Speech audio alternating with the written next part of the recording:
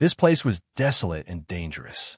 The closer one got to the eye of the sea, the stronger the sea beasts were. The abundant water element here was also very helpful for Blue Charm God's recovery. At the same time, a large number of Murlocs in the Sea Eye City would be her believers, providing her with faith and helping her extract divine power. Please wait, Priest Dren. The young Murloc pondered for a moment and noticed the contradiction. If I were the Shengming Emperor, I would definitely strengthen the search near the battlefield after seriously injuring my master and not seeing my master escape to the Holy Kingdom. I won't give up until I find a target. High Priest Blue Charm nodded. You're right. Very good. As expected of the Son of God, you're very different from the other Murlocs. She continued. That's because my master deceived all the gods of the Empire. A bolt of lightning flashed across the young Murloc's mind. Blue Charm God, the god of deception, the god of disguise. The gods of the Shengming Empire were influenced by my master's divine spell. They thought that my master was too seriously injured and had died. High Priest Blue Charm said. The young Murloc shook his head again. If I were the Shengming Emperor, I'd definitely want to see him alive and dead. I wouldn't give up just because I thought so. I'd at least send a force to search near the battlefield for a long time. High Priest Blue Charm continued to explain, the battle between gods isn't just about strength. It also has to consider the difference between divinity and divine authority. Besides, my master didn't completely deceive them. He was indeed seriously injured and on the verge of death. So, after deceiving the gods of the Shengming Empire, my master immediately deceived himself. The young Murloc was stunned. Deceive himself? High Priest Blue Charm sighed. My master's injuries were too serious. Why did the gods of the Shengming Empire think that my master would die? That's because they knew very well that the injuries they caused my master were very serious. If it were to happen to them, other than a few gods, there would be no other outcome other than death. But my master's divine power is amazing. Other than deceiving others, he could also deceive himself. When my master was on the verge of death, he deceived himself. The battle in reality was just a nightmare. The attacks and injuries he suffered were all illusory. Only by doing this can our Lord barely maintain his existence. But to do so, my master had to release his divine realm and constantly consume his divine power to maintain it. We're now in the divine realm of deception. The young Murloc widened his eyes. So, the temple in the divine realm of deception is just an illusion in my master's dream? High Priest Blue Charm shook her head. The temple and the half-plane weren't conceived by my master. They're ours. Any life that enters the divine realm of deception will be deceived by themselves. What they see and hear is what they know and think. The young Murloc said, I've never fantasized about the Blue Charm Temple. That's all because we deliberately led them there. High Priest Blue Charm smiled bitterly. If the people who enter are deceived by themselves, their experiences will be very different. After leaving the divine realm of deception, the comparison will be full of flaws. In order to prevent this, we deliberately spread rumors and created the illusion of a half-plane and a temple, Lucian said. In fact, the hypothesis of the half-plane in the eye of the sea is very easy to guess, isn't it? The young Murloc nodded in agreement. At this moment, he thought of Song Su. Didn't Song Su guess this when he came back? How could he have known that the truth was like this? The young Murloc, or rather, the entire Justice Pirates, had been misled by Song Su. Of course, even if Song Su hadn't misled them, the Justice Pirates would have thought so too. Whether it was someone else who came up with this hypothesis or Feng Yao, they would have thought so. And once they had this thought, after entering the divine realm of deception, they would be deceived by the same lie and illusion. High Priest Blue Charm continued, You should know about the selection of the pirate throne, right? Whoever can do something suitable for a pirate will be favored by the pirate divinity. In the end, the person with the strongest divinity will ascend to the throne and climb to the level of a god. This is essentially a sacrificial act. The more frequently you do this, the more faith you will give to the pirate divinity and the more divinity you will gain. Similarly, the more people who are deceived, the stronger they are, the more help it will be to my lord. The young Murloc finally understood. Blue Charm God's condition wasn't good. It could only deceive itself to heal itself and hang on to its life. But this way, the divine realm was released and couldn't be retracted. This flaw was improved by the immortal guards and turned into a huge scam. But because of the barbarian legend's attack, and most importantly, the god's eye of truth in his hands, the divine realm of deception was completely shaken. All these factors had led to the current situation. Blue Charm God was in grave danger. Chapter 3:26. Rumble, more and more of the temple collapsed. Even in the underwater corridor near the core of the temple, there were huge rocks falling down. The young Murloc and Blue Charm High Priestess had to move forward while avoiding the falling rocks. High Priestess, what should we do next? The young Murloc asked the High Priestess.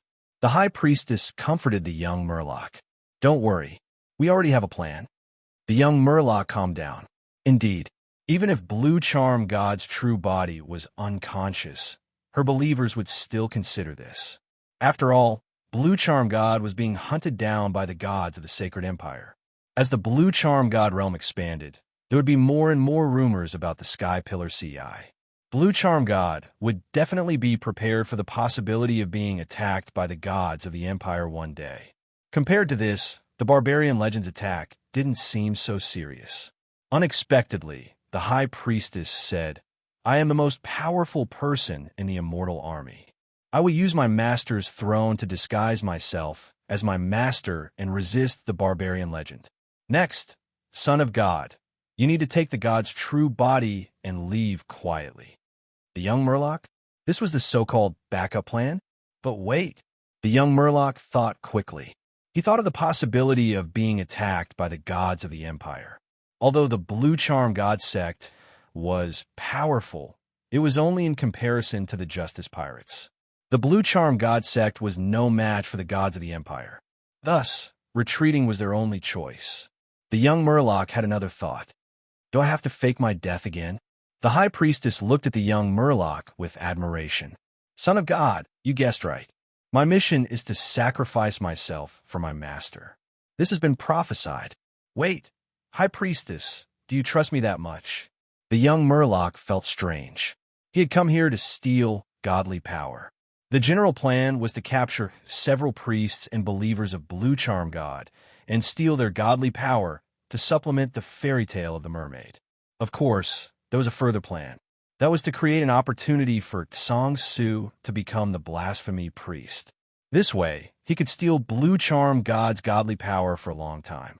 In other words, the Justice Pirates were hostile to the Blue Charm religion.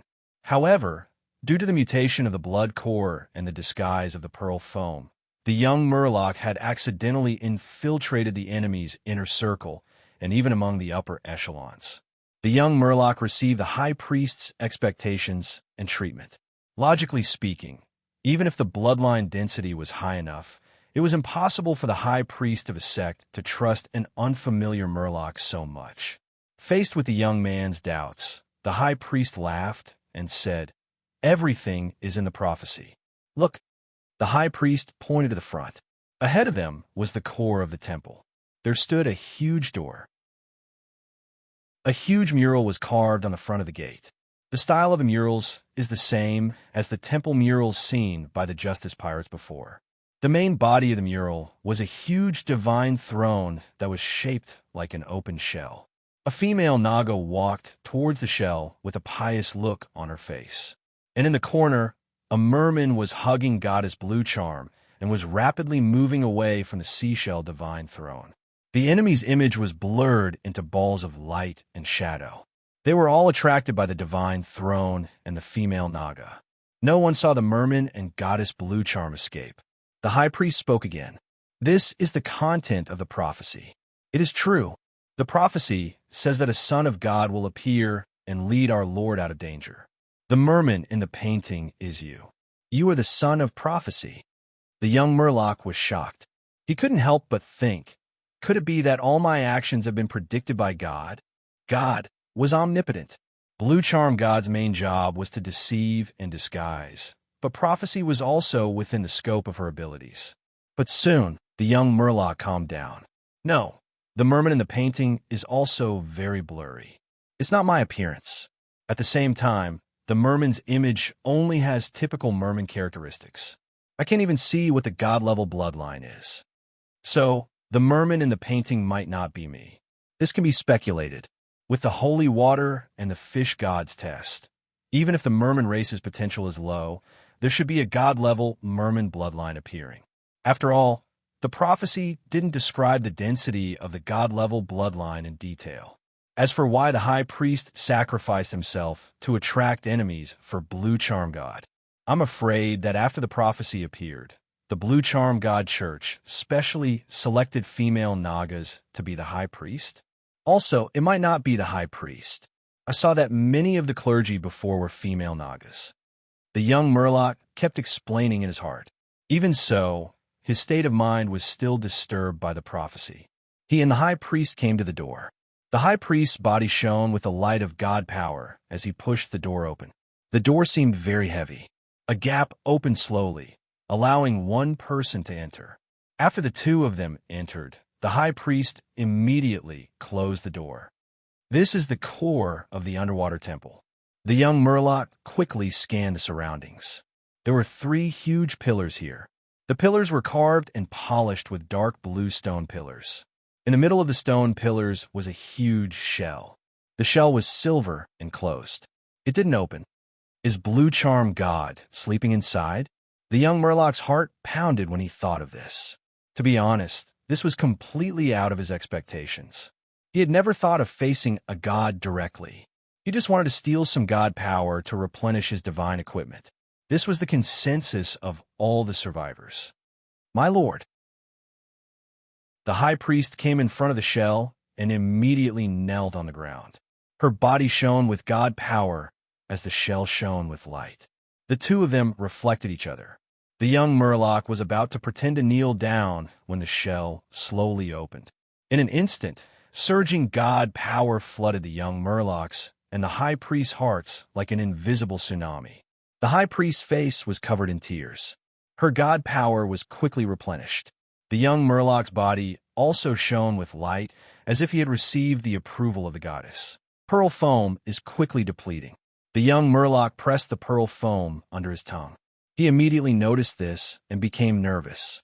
If the pearl foam was used up, what would happen to him?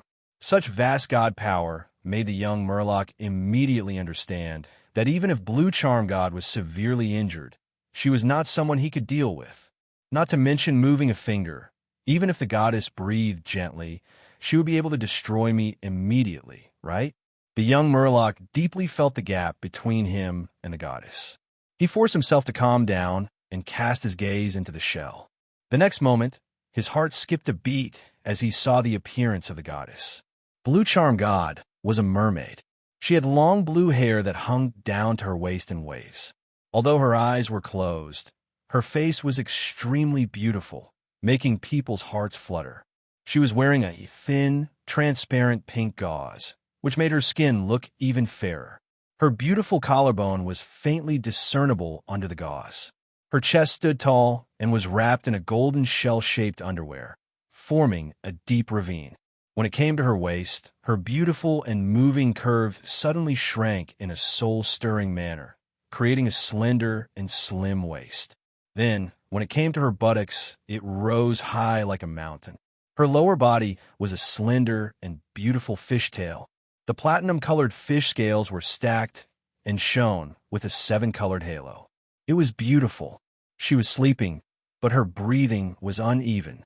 Accompanied by the rumbling sound of the temple collapsing, she frowned slightly, making people's hearts ache. A strong impulse to soothe her frown, no matter the price, arose spontaneously. The young Murloc's breathing quickened slightly. A sense of oppression, awe, and a strong desire rose in his heart at the same time. The high priest stood up slowly. Even if she is sleeping, our Lord can sense the dangerous situation. We can't let our Lord wake up.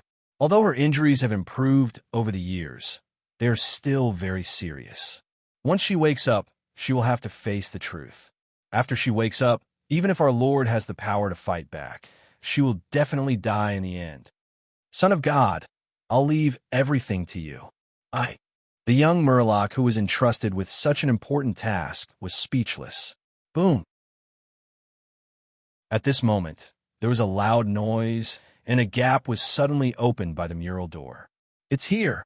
Cold Sky Ripper Clawcrow's voice came immediately. He held the God's Eye of Truth and shone it on the mural door. Different from other places in the temple, this mural door obviously had stronger resistance. Oh no! They found this place so quickly. The high priest's expression changed drastically. Obviously, she was panicking. What should we do?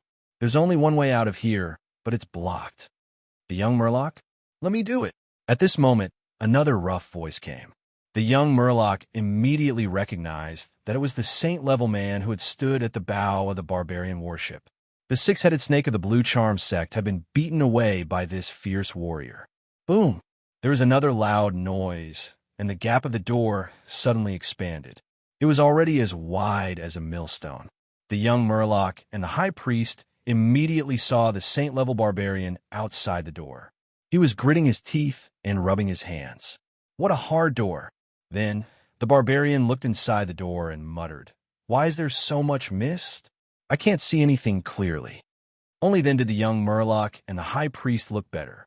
But in the next moment, Clawcrow walked in front of the barbarian. "Man Zhuang, step back. Let me do it." "Yes, Lord." The barbarian's name was Man Zhuang. He was very respectful to legendary figures. Clawcrow raised the God's Eye of Truth in his hand. Divine light shot out from the God's eye and shone in through the gap of the door. The young Murloc and the high priest immediately became nervous again. Chapter 3:27. The light of truth from the God's eye shot in through the door. It didn't hit Blue Charm God's body. Instead, it was blocked by a blue stone pillar. Why isn't there any movement? Man Zhuang opened his eyes wide and looked over. Even though the young merman and the high priest were right in front of him, he couldn't see them. Even the God's Eye can't do it. The young merman and the high priest's expressions softened, but they were still very upset. Because the pillar that the God's Eye shone on was like snow under the sun. It was melting. Blue Charm God's beautiful body frowned even more. The godly power she released subconsciously became more and more turbulent. The vast godly power made the young merman's heart beat faster. It wasn't that the young merman didn't have courage. It was the natural emotion of a low-level being facing a high-level being. If it wasn't for the pearl foam covering me, I would have been torn to pieces by the godly power. This small courtyard was filled with terrifying godly power. Even the high priest couldn't withstand it. He couldn't help but snort as he bathed in the godly power. Don't worry. Since the great elder gave me this God's Eye, it must be useful. Zhuai was very patient. Compared to the God's Eye, he trusted the barbarian great elder more. Even though they couldn't see anything outside the door, the God's Eye continued to shine. The godly power in the courtyard surged and formed a whirlpool. In the center of the whirlpool, the godly power kept compressing until it formed a god's incarnation. "My lord!" The high priest immediately knelt down and saluted. The god's incarnation wasn't a merman. It was a naga. He rushed out the door. Man Zhuang instantly exclaimed, "You retreat first." Zhuai stepped forward. Even though Man Zhuang was a saint, he didn't dare to fight with the god's incarnation. He immediately followed the advice and retreated. Zhuai fought with the god's incarnation again. Boom, boom, boom, boom, boom, boom, boom, boom. The god's incarnation had 6 arms. He had superb martial arts techniques and spells. His attacks were magnificent. Zhuai raised the God's Eye with one hand and shone on himself. No matter how powerful the God's incarnation's attacks were, their power would decrease drastically after they landed on him. With the God's Eye, Zhuai was easily invincible. For a time, the sound of both sides fighting shook the surroundings. The God's avatar was getting weaker and weaker, while the Clawcrow was still in perfect condition. The Clawcrows began their counterattack. Every time he got an opportunity, he would turn his wrist and use his God's Eye to look at the incarnation. The Naga avatar was not like the Murloc avatar from before. It could withstand the glare of the god's eye. However, the more he was exposed, the weaker his combat power became. In the courtyard behind the door, the divine power that had been consumed was replenished, and the second incarnation of a god was condensed from the vortex. This god's incarnation was in the form of a sea elf. The ocean elves also rushed out to join the battle. Naga's avatar returned to the door and quickly replenished her divine power. Her originally illusory body was full again. More than half of the divine power in the courtroom was consumed. After the replenishment, the Naga avatar rushed out again. Zhuai was fighting 1 against 2. Relying on the protection of his god's eye, he was able to defend himself. None of them are real incarnations. They are just fabrications to deceive the divine domain. My lord, Blue Charm God is at the end of her rope. Man Zhuang, who was watching the battle from afar, shouted excitedly. Zhuai nodded. His morale was high, and he was ready to fight. After fighting for such a long time, there were still only 2 incarnations. At the same time, the incarnations kept returning to the door to replenish their divine power. It was obvious where Blue Charm God's limit was. High Priest, what should we do? The young Murloc asked. The High Priest shook his head. His face was fearless, as if he was ready to sacrifice himself. The last path has been blocked. We can only hope that the incarnation of our Lord can defeat the enemy temporarily and buy you some time to escape. Don't worry. The prophecy has already stated that you can definitely save our Lord from danger. Because you are the child of prophecy. The young Murloc was speechless. To be honest, he was panicking now. The High Priest had great confidence in Blue Charm God, but the young Murloc was not a believer at all. Although a legend-level life form was weaker than a god, in history, there were examples of legend-level life forms defeating gods. Moreover, Blue Charm God was in a terrible state now. What should we do? The young Murloc thought quickly. The High Priest was obviously powerless. Blue Charm God had also reached her limit. The 2 strong barbarians were firmly blocking the door. They did not look like they would be defeated at all. Justice pirates, sea giants, Mother Tree pirates. The young Murloc could not think of any external force that could break out of this predicament. The battle continued. The temple kept collapsing. Through the crack in the door, the young Murloc saw the figures of others. The battle between the incarnations of the gods and the legends of the barbarians was too loud. In addition, most of the temples had collapsed, so more and more people discovered this place. The young Murloc saw the group of sea giants and the ship of the Mother Tree pirates. He also saw Feng Yao, Body of Gray, and the others. These people did not dare to come close. The aftermath of the battle between the barbarians and the incarnations of the gods was too much for them to bear. Even if they wanted to interfere, there was still the barbarian, Man Zhuang. Although this sacred did not have the power to interfere in the battle between the incarnations of the gods and the legends, he was more than enough to guard the battlefield and prevent others from interfering. Naga's incarnation returned to the door with a looming illusory body to replenish its supplies. But this time, its divine power was finally exhausted. The incarnation absorbed all the divine power, but it still could not recover to its peak state.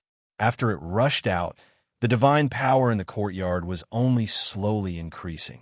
It was no longer surging like before. The High Priest's face changed again and again. It was quite heavy. Sir, we are going to succeed. Man Zhuang saw the incarnation of Naga rushing out and was suddenly excited. The other people who were watching the battle also noticed the clues and became restless, especially Feng Yao, who was very uneasy and worried. Not long after Naga's incarnation rushed out, the Sea Elf's incarnation rushed back to the door to replenish its divine power. But this time, the extent of its recovery was obviously far from its peak state. But the little divine power in the courtyard had already been injected into its body. Wait a minute. The young Murloc suddenly swam over. In the shocked gaze of the High Priest, he fiercely patted his chest and spat out a mouthful of blood. The blood was directly sprayed on the body of the Sea Elf's incarnation. The sea elf's incarnation suddenly recovered to its peak state. No, not only that, it had undergone some kind of qualitative change and was more realistic than before. The sea elf's incarnation was stunned for a moment. It nodded to the young Murloc, whose heart was beating wildly, smiled with appreciation, and immediately returned to the battlefield. "Son of God, you..." The high priest was dumbfounded. The young Murloc suddenly said, "I was just randomly trying. High priest, I guessed that my divine blood might be helpful to my master. I didn't expect that I guessed right." After a long time, the high priest finally closed her mouth. Although she didn't understand, it didn't stop her from praising. "You are indeed the son of prophecy." The young Murloc successfully fooled the high priest and immediately looked out of the door. Joya and the two incarnations of the gods were fighting. Another opportunity was seized by him. He immediately used his divine sight to shine on the sea elf's incarnation. If it was before, the sea elf's incarnation would take the initiative to dodge and wouldn't face the gaze of the divine sight directly. But this time, its reaction was completely different. It fiercely rushed over and stared at the divine light. It heavily punched Joya's chest with both fists. Bang! Joya was like a cannonball that was directly hit and flew out. Everyone was in an uproar. Man Zhuang exclaimed, "Sir, what happened?" Joya spat out blood. He quickly turned around and tried to stabilize himself. At this time, the sea elf's incarnation stopped on the spot and performed a spell. The spell was like a dark blue tide that surged violently and swept towards Joya. Joya was familiar with this spell. He quickly raised his divine sight and turned his wrist, letting the divine light shoot onto himself. Rumble! The tide spread over and instantly swallowed Joya. Joya, gurgle, gurgle, gurgle. As if he was drowning, he was mercilessly destroyed by the spell. He finally escaped from the tide with great difficulty. His face was full of shock and confusion. He couldn't understand how the effect of the god's eye of truth suddenly became so weak. The high priest couldn't understand it either, but this didn't stop her from praising the young Murloc. "You are indeed the son of God." The prophecy was indeed correct. The young Murloc was relieved and thought to himself, "It's indeed effective." His blood was just a disguise. It was the result of the mutation of the blood core. Although what he spat out was Sha Qing's blood, it would lose its effects soon after leaving the body. The truth was a pearl foam hidden in the blood. The pearl foam could be used to disguise oneself.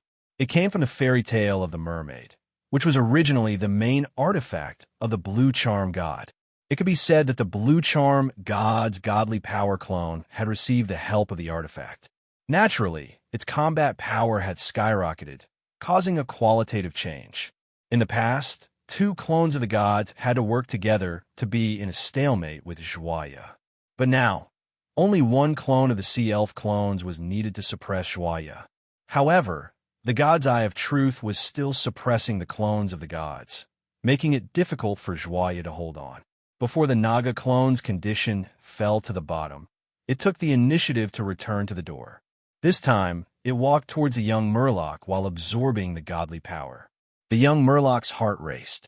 "Son of God," the high priest called out affectionately.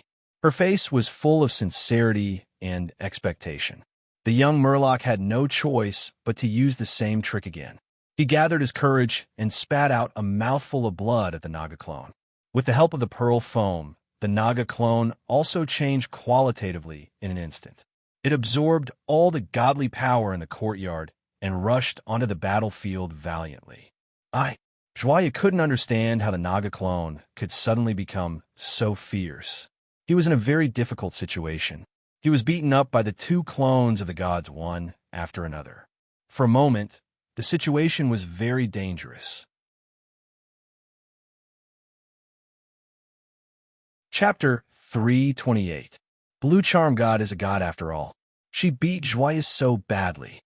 Not just that, if Joya doesn't retreat now, he might lose his life here. What should we do? The spectators discussed with each other. Everyone's attitude was very different. The sea giants were very happy. They wanted to ask the fish god for help anyway. Feng Yao let go of his worries. He was happy and proud. As expected of my beloved goddess, Everyone in the Mother Tree Pirates looked worried and hesitant. Most of the Justice Pirates were like that too. No matter which side had the upper hand, it was not good for them. The best situation would be for both sides to be injured. This way, they could take advantage of the situation. Master's going to lose. Man Zhuang's eyes widened. He could not believe that they had the upper hand just now. Man Zhuang, let us charge and attract the attention of Master Zhuaya. Many barbarians in the barbarian warship shouted and volunteered. Although these barbarians were all extraordinaries, they did not even have a gold rank. The highest was only silver. However, the barbarians were very tough and arrogant. Even if they knew that they were weak and were like ants in front of a god, they still volunteered to charge. They did not care about their lives at all. The barbarians were very brave and good at fighting. In their belief, the barbarians who died in battle would be rewarded by the gods, and their souls would enter the Hall of Valor. I've already charged. Even if I create a crack in the door, I won't be able to touch the door. Man Zhuang shook his head. He continued, "You're going to die if you charge, but I can try." Man Zhuang, we don't fear death. The barbarians shouted. I know, but a meaningless death only means stupidity. Man Zhuang's eyes flashed. At this moment, I finally understand what the barbarian great elder told me before he left. I also know why he chose me out of all the saints in the tribe. What did the barbarian great elder tell him? There was only one sentence. At the most crucial moment, pray to the barbarian god. There were many gods in the barbarian tribe, and Man Zhuang was a fanatic of the barbarian god. Man Zhuang felt something and immediately knelt on the ground. He faced the door on the wall. He prayed loudly, "Barbarian god, my lord, my god, my faith, my sovereign, I will give my body to thee and my life to thee. O God, let thy boundless divine might appear in this world." When he said the last sentence, he roared, and his loud voice shook the entire battlefield. Everyone was shocked. Because Man Zhuang's prayer was answered by God, his last words were obviously filled with divine power. Then, Man Zhuang changed his kneeling posture. An invisible and majestic force lifted him into the air. His eyes rolled back and he lost consciousness. At the same time, a terrifying divine power filled every part of his body, causing his body to rapidly expand to twice its previous size. His muscles bulged like rocks piled up together. His clothes were torn apart, leaving only a pair of torn pants covering his crotch. Every single strand of his hair stood straight up, and each strand of his hair expanded by hundreds of times, sparkling with a white, lightning-like divine light. Divine art, berserk strength. Roar! Man Zhuang roared, and his teeth grew crazily, becoming sharp like the teeth of a wild beast. Bang! He stepped on the ground and suddenly disappeared. When he reappeared, he was already behind Naga's avatar. Naga's avatar quickly turned around. It was too late. Bang! Man Zhuang sent Naga's avatar flying with a punch. Naga's avatar flew out, and its body became much more illusory. The two arms that blocked Man Zhuang's punch were broken. The Ocean Elf avatar saw that something was wrong and quickly came to help. Man Zhuang disappeared again. His speed was so fast that it was completely beyond what the human eye could capture. Bang! With a loud sound. When he reappeared, the Ocean Elf avatar was sent flying, and he floated where the Ocean Elf avatar was before. This guy, the Grand Elder's arrangements are truly wise. Seeing this, Claw Crow was both surprised and happy. After receiving the divine power, Man Zhuang's power in the sacred realm increased greatly, reaching the legendary realm. His power even surpassed Claw Crow's. The magnitude of the amplitude was simply too great. It was simply too shocking. Barbarian god. So the rumors are true. The barbarians really have a master god. The Grand Priest's face was filled with shock. The rest of the spectators were also shocked, speechless by this scene. Man Zhuang was not going to let them go. He shouted as he charged toward the door. Bang, bang, bang. He waved his huge fists and hammered the door repeatedly. The door was heavily protected by the divine power, but still could not stop this barbarian. Under the continuous punches, the door kept shaking and the door gap gradually widened. Originally, It was only the width of a millstone, but now it was wide enough for one person to pass through. The two avatars counterattacked again. All kinds of fighting techniques, spells, and divine spells combined to form a magnificent attack. It was vast and surging like a tide. However, Manjuang was extremely ferocious and powerful. He withstood the heavy attacks, spitting out blood as he smashed the door. Blue Charm God's two avatars saw that the situation was not good. They could only approach Manjuang and engage in close combat. Only then did Manjuang turn around and attack. After a few rounds, he sent the two avatars flying again. Everyone was dumbfounded. They did not expect the battle to turn out like this. They thought the main characters would be the avatars and Ice Ripper Claw Crow. They did not expect Manjuang to be the one in the limelight. He was only a saint. No, more accurately, the one in the limelight was the barbarian god who helped Manjuang a lot. Seeing that Manjuang had gained the upper hand, Claw Crow was surprised and happy. He quickly shouted, "Manjuang, let's kill these two avatars together." Manjuang, He kept roaring and banging on the door as if he did not hear Claw Crow at all. The avatars regrouped and pounced back, attacking Manjuang again. Damn it, he really is in the berserk state. Claw Crow looked serious. He knew why Manjuang was ignoring him. Berserk was the natural ability of the barbarians. Once the blood density was high enough, this ability would be awakened, and it would bring the barbarians a huge increase in all aspects. However, it had a flaw that could not be ignored. Once they entered the berserk state, the barbarians would lose their rationality and go crazy. Although Manjuang is powerful, he lacks a lot of rationality. Although he has the support of divine spells and divine power, his body will not be able to withstand such crazy attacks. No matter how powerful the barbarian god is, without a strong body, he will not have a foundation to rely on. Claw Crow understood this point. He had no choice but to support Manjuang. He kept attacking the two avatars, trying his best to disrupt and weaken the attacks of the two avatars. The two avatars of Blue Charm God saw that their attacks were greatly weakened by the tooth decay, so they could only engage in close combat again. After all, there were two of them. Even if Claw Crow blocked one of them, the other could continue attacking Manjuang. Manjuang kept roaring and ignored the avatars that were close to him. He only cared about hitting the door, which made Claw Crow very frustrated. Claw Crow had to use his God's Eye of Truth and engage in close combat as well, approaching Manjuang. However, after Manjuang hit the door for a while, he saw the three avatars fighting beside him. He seemed to feel that it was too noisy, so he immediately turned around. He temporarily gave up on the door and started attacking the annoying guys behind him. His power was unparalleled, and his punches were earth-shattering. With one punch, he sent the two avatars flying. Well done! Claw Crow was overjoyed. Bang! The next moment, Manjuang's iron fist also hit Claw Crow's face. Because the fist was too big, it directly covered half of Claw Crow's face. The joy on Claw Crow's face instantly froze. Claw Crow flew out like a shooting star.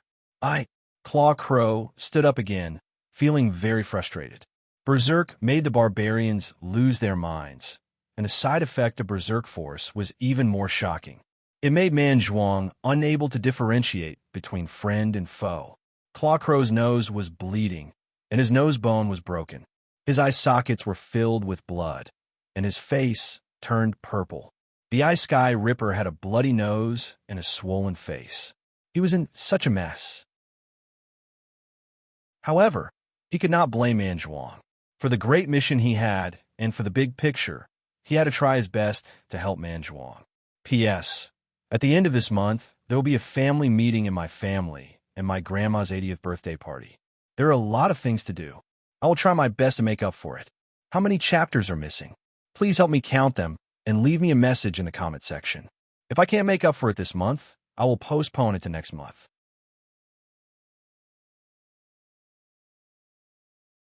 Chapter 329. Joyeux suffered a lot. He didn't want to get close to Manjuang anymore. He also didn't want to stop or disturb the two gods' avatars. Instead, he raised his gods, eye and poured his own fighting power into it to replace the consumption of God power. The God's eye was full of power and kept shooting out God light. Joya changed his tactic. He switched from defense to offense and let the God light hit the door on the wall. One had to admit that this was a smart move. Man Zhuang's attacks were fierce, but they weren't very efficient. Although the godlight was good at suppressing and deceiving the god domain, it wasn't very big. Now, the godlight was like a sharp needle that pierced through the defense of god power. Then, Man Zhuang attacked crazily to increase the effect of the battle and tear open the opening even more. When the two worked together, the effect was immediate. The door on the wall was quickly opened. Son of God, High Priestess Blue Charm looked at the young merman. The young merman was forced into a desperate situation. He could only hit his chest and spit out blood. The gods' avatars returned to the door to replenish. Other than replenishing god power, they also replenished the used pearl foam. The amount of pearl foam in the young merman's mouth decreased sharply. However, even if he tried his best to support the two gods' avatars, he couldn't change the situation.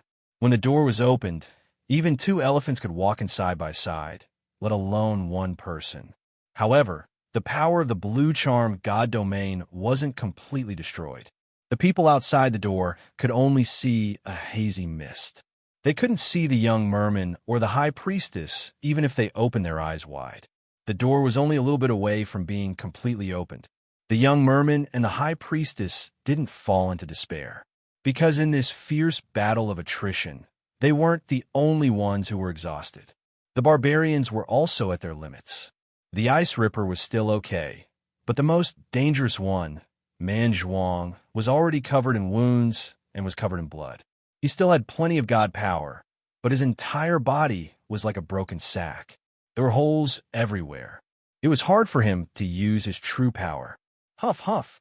Man Zhuang was gasping for breath, and his roars had obviously weakened a lot. His movements had also become slower. Before, his punches were so fast that they formed afterimages and whistled through the air. But now, his punches were visible to the naked eye.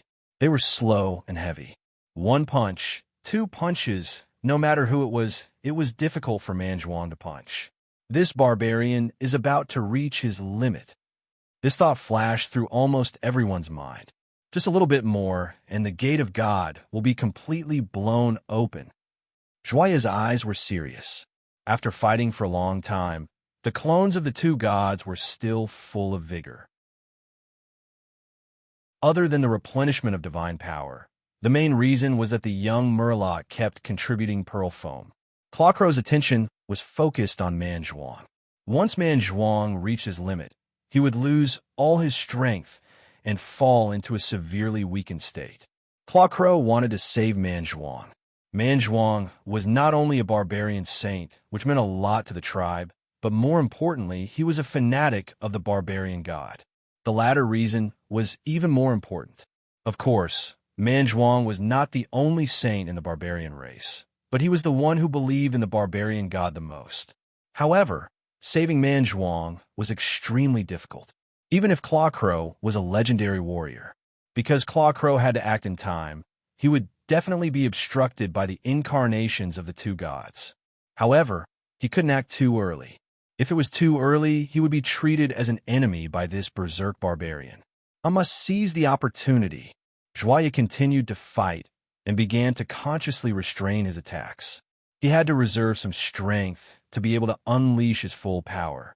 Man Zhuang's condition and Clawcrow's intention were all seen by the young Murloc and the High Priest. The two incarnations of the gods naturally knew as well. Because of Man Zhuang's death, the two incarnations of the gods also began to restrain their attacks, no longer attacking with all their might.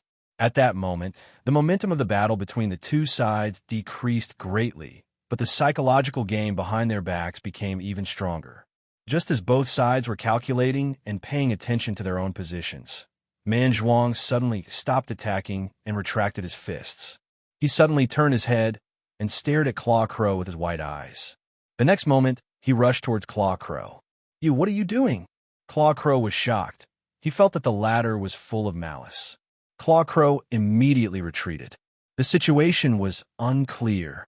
He began to suspect that Man Zhuang might have been tricked by the blue charm god because his condition had decreased. After all, Man Zhuang had been in a berserk state. Claw Crow tried to distance himself from Man Zhuang to eliminate his hostility. In terms of distance, the two incarnations of the gods were closer to Man Zhuang. However, Man Zhuang locked on a Claw Crow, roaring loudly, as if he would not give up. Claw Crow was speechless. It was the two incarnations of the gods who stopped Man Zhuang. They were more worried about whether Man Zhuang's action was a disguise. There was indeed a group of extremely talented barbarians who could stay conscious in a berserk state. If it was a disguise, then letting Man Zhuang and Claw Crow meet would be very disadvantageous for the blue charm god's side. Man Zhuang was one of the key people who could affect the battle. To be safe, they had to get rid of him first. Therefore, the two incarnations of the gods used all their strength and attacked Man Zhuang fiercely. Ah! Man Zhuang roared, stared at the heavy attacks, and rushed in front of Claw Crow. Claw Crow was very frustrated. He could only defend himself. The spectators were dumbfounded. What was going on? The two barbarians were fighting. Seeing this, the blue charm god side was naturally overjoyed. The two incarnations of the gods used magic and divine spells, one after another, and covered the two barbarians. Claw Crow could only defend himself against Man Zhuang's attacks while defending himself against the incarnation's attacks. Most of the time, he even had to help Man Zhuang defend. Luckily, he had the god's eye. Under the god's light of truth, he could reduce a lot of the attacks. Wait a minute. Could it be that his target is not me, but after a dozen rounds, Claw Crow's eyes shone brightly, and he gradually realized something. Claw Crow was very hesitant at first, but he remembered that Man Zhuang had received the divine power from the barbarian god, so the barbarian god would definitely focus on him. Let's bet. If you want this, I'll give it to you. Claw Crow suddenly let go and threw the god's eye of truth to Man Zhuang. Man Zhuang caught the god's eye and immediately stopped attacking Claw Crow. He turned around and rushed to the door of the mural again. His body was covered in blood, but his aura was even stronger. He was like a mad dragon bathed in blood. "Stop him!" High Priest Blue Charm God exclaimed. The two incarnations of the gods were faster than she could say, and they blocked Man Zhuang's path at the same time. Man Zhuang roared, and his voice was like thunder. He held the god's eye tightly in his right fist and waved his right fist. He didn't care about defense at all and directly attacked the incarnations of the gods. He attacked where the enemy had to save himself, and the incarnations of the gods couldn't use long-range attacks to stop him. Boom! Boom! After a few rounds, Man Zhuang destroyed the two deities' avatars with two thunderous booms. It's over. The high priest was disheartened. In the end, the barbarians won. The spectators had mixed feelings. The barbarians let out deafening cheers. I didn't expect that I would be able to kill the gods in this trip. Claw Crow was excited, and his fighting spirit was high. He made the right bet. Man Zhuang held the god's eye in his hand, and the god's light of truth covered his fist, increasing the power of his attacks. He successfully destroyed the two incarnations of the gods. Man Zhuang's eyes turned white, and he kept roaring. This guy, it seems like he still has some energy left. I underestimated him. Claw Crow smiled and thought, all right, let's rush over like this. Now, the god's eye of truth was in Man Zhuang's hands, and it was more suitable for him to completely break open the door. If Claw Crow did it himself, it would be a thankless task, and the efficiency would be very low. Man Zhuang roared. Claw Crow. Man Zhuang started to hit his chest, as if he was a gorilla. Puff, puff. As he hammered, he spat out blood. Claw Crow, all right, stop hammering. Hurry up and attack, Man Zhuang. Man Zhuang, you have to charge. The barbarians were anxious, and they all yelled. Man Zhuang hammered for a while, and after spitting out a few liters of blood, he was finally satisfied. He aimed his eyes at the god's gate, lowered his head, and started charging like a bull. Boom! With a loud sound, the god's gate was completely blown open. Everyone exclaimed. It was originally foggy, but now the truth was revealed. Everyone outside the gate saw the young merman, the high priest, and the big shell god. As for Blue Charm God's true body, because it was trapped in the shell, it wasn't exposed yet. As if knowing that it was a matter of life and death, Blue Charm God, who was in a deep sleep, frowned even more. Another surge of godly power surged out and instantly formed a god incarnation. This time, it was a merman incarnation. But this incarnation was completely different from the previous two. It was obviously done in a hurry, and its body was blurry, almost like an illusion. After using this surge of godly power, Blue Charm God's true body paled significantly. Lord Divine Child, the high priest looked at the young merman again.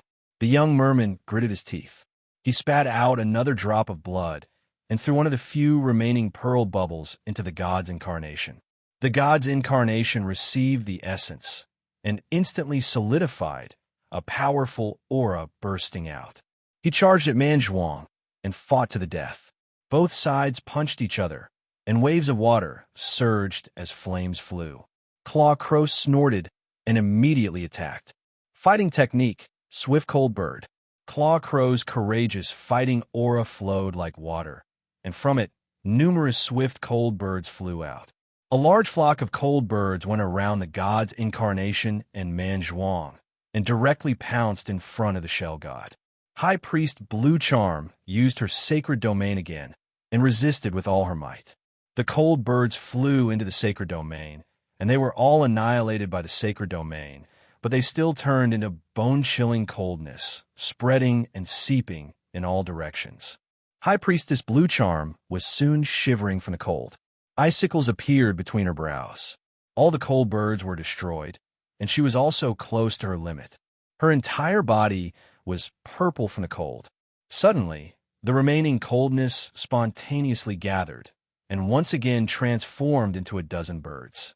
They flew out from between the three pillars and patrolled the surroundings. This change was really unexpected. The young merman reacted quickly, but when he wanted to retreat, his movements became stiff. The cold birds were clearly still a dozen steps away from him, but the coldness that they emitted had already frozen him. This coldness was not at the level of an element, but had broken away from the physical and rose to the level of a concept. Even though the surrounding temperature did not change, the young merman still felt the endless coldness. At this moment, he was like a newborn baby who was suddenly placed in a world of ice and snow.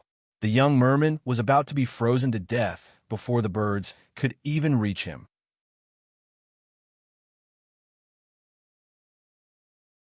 Chapter 330. The difference between silver and legendary was too big. The Swift Cold Bird was just a test.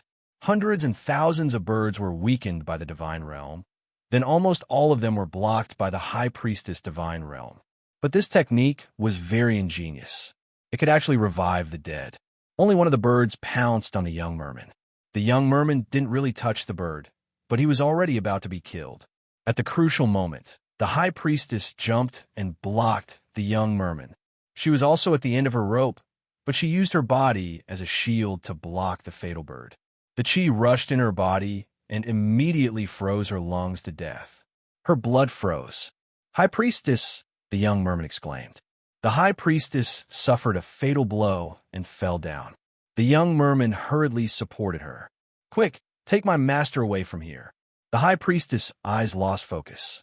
Her voice was very weak. Coldness appeared in her eyes, then quickly condensed into ice. Almost the next moment, her eyes were filled with ice. Her eyeballs were frozen and destroyed. The young merman clenched his teeth.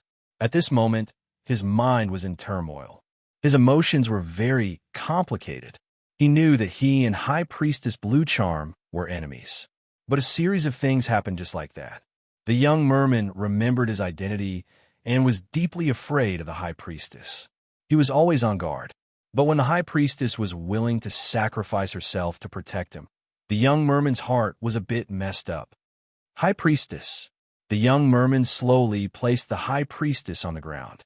He had to pull his hand away to avoid contact with the High Priestess' body. because the surface of the high priestess body was gradually covered in white frost. The white frost spread at a speed visible to the naked eye.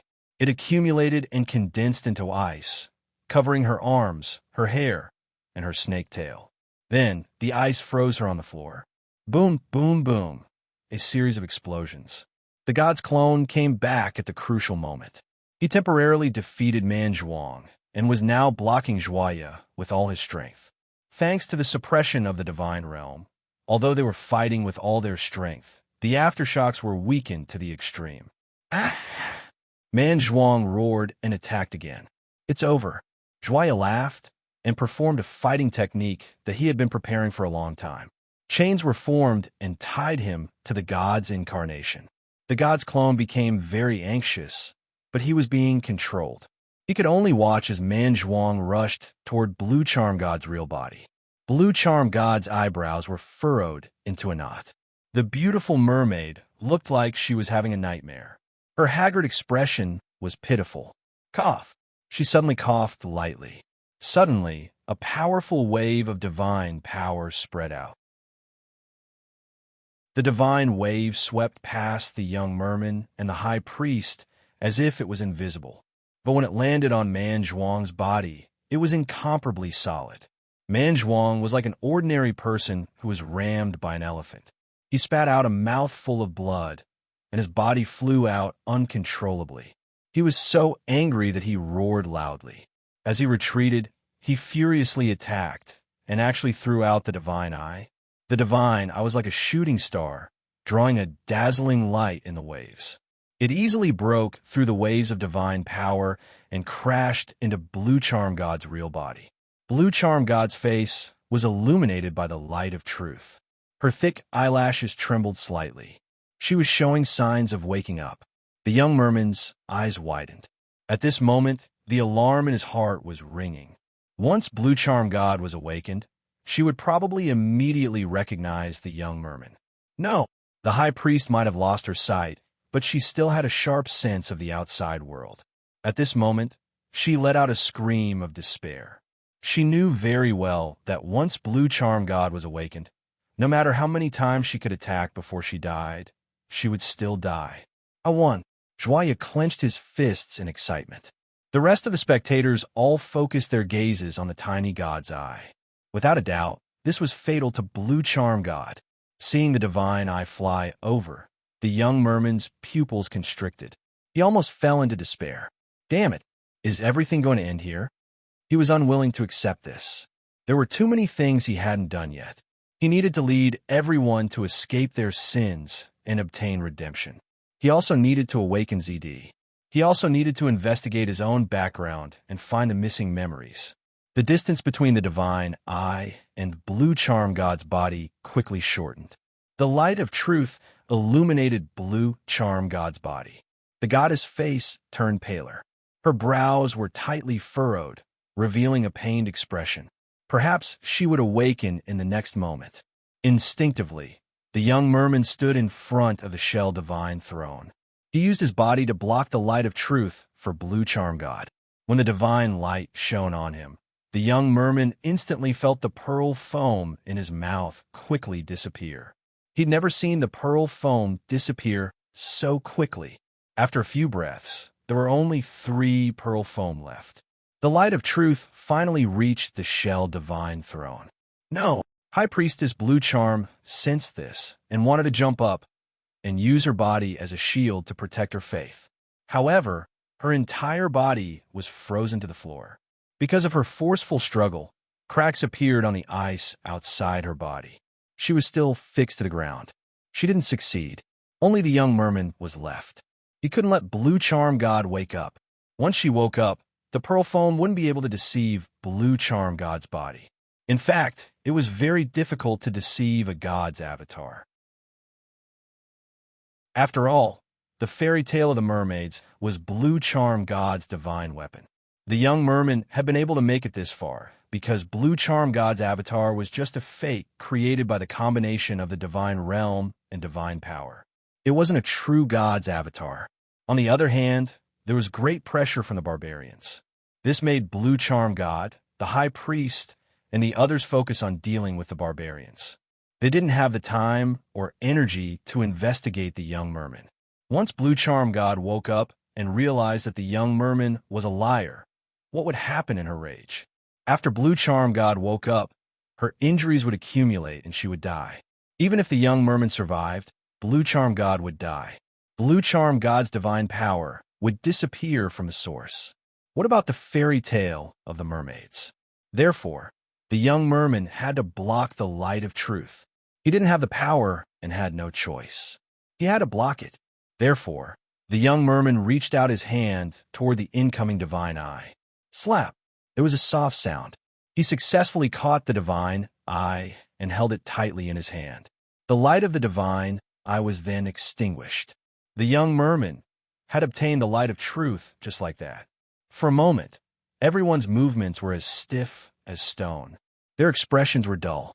Noah, Blue Charm God's scream stopped abruptly. The entire chaotic and clamorous battlefield fell into a deathly silence. Everyone stared blankly at the young merman and the light of truth in his hand. On the ship of the Mother Tree Pirates, Hawaii screamed, breaking the silence on the battlefield. Boom! The spectators were in an uproar. How could this be? The leader of the sea giants, Quan Ba, couldn't help but wipe his eyes. He suspected that he had seen wrong. Beautifully done, Feng Yao praised loudly. Just now his heart almost jumped out of his throat. Is this still an illusion? Have we all been deceived by Blue Charm God? Hawaii was at a loss. It was a huge crisis, but it was resolved just like that. The huge difference between reality and imagination was hard for everyone to accept. What the hell is going on? More and more gazes focused on Man Zhuang with such bewilderment. Plop! Man Zhuang closed his eyes and fell to the ground.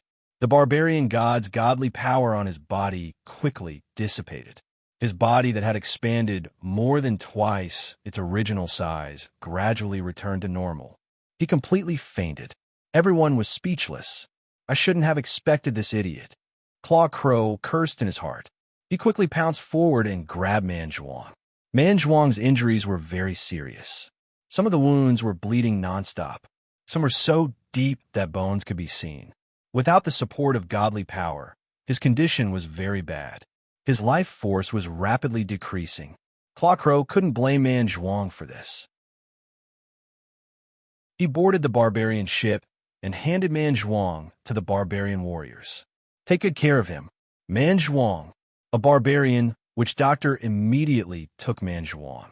Everyone started to understand. Man Zhuang has reached his limit a long time ago. But because of his berserk state, he has been forcefully holding on. So, although the God's Eye of Truth he threw out was very powerful, it was actually very weak. It was like an arrow at the end of its flight. No, I think that the last throw of the God's Eye of Truth was very powerful. But in the process, it was strongly counteracted by the Blue Charm godly domain and was greatly weakened. While everyone was discussing, the young merman was also sizing up the God's Eye of Truth in his hand. This was the Eye of the God of Truth. It was filled with divinity and laws. Its quality was the same as the fingerbone of greed. They were both pseudo-godly items. Because of the God's right of truth and divinity, its power was extraordinary. It was extremely effective against the Blue Charm godly domain, which mainly deceived and pretended. But the mermaid's fairy tale was a godly item. It was half a grade higher than the God's Eye of Truth. So, after the young merman used the pearl foam on the god's avatar, the effect was immediate. The god's eye's gaze was greatly weakened. But how'd I get the God's Eye of Truth?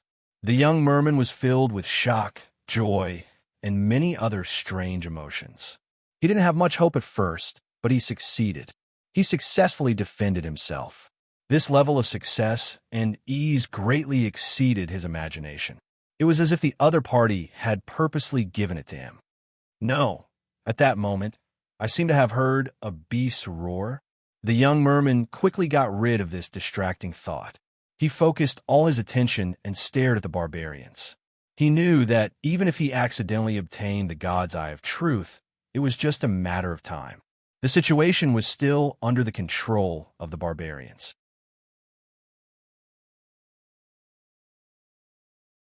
Chapter 331. After Frost Ripper Claw Crow had settled down barbarian Saint Man Zhuang, it did not attack immediately. He first glanced at the half-destroyed god's avatar, then at the frozen blue charm high priestess who was still struggling. Finally, he looked at the young merman. Zon had mixed feelings. If it wasn't for this merman, Zon's final attack would have succeeded. But this insignificant guy really blocked the god's eye of truth. Ever since Zon discovered the young merman, he had never taken him seriously. He was a legendary champion, while his opponent was merely a silver champion. And this small fry had blocked Zon's final attack, making the barbarian's victory vanish like a bubble. Young merman, that's something you shouldn't have taken. Give it back, and I'll use my honor as the Ice Ripper to guarantee your life, Zon suddenly said to the young merman in a low voice. The young merman sighed inwardly. He did not want to go against a legend barbarian, but he was already in a whirlpool and could not make a choice. He was about to refuse. Don't give it to him, a voice suddenly interrupted. Everyone looked toward the voice and saw Feng Yao. This human bard was deeply concerned about Goddess Blue Charm.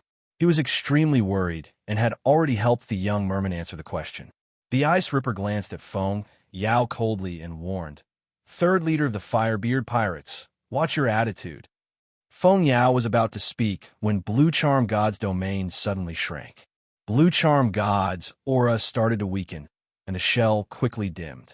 Blue Charm God, who had been stuck in the soft shell, slowly rose to about 20 centimeters and floated in the air.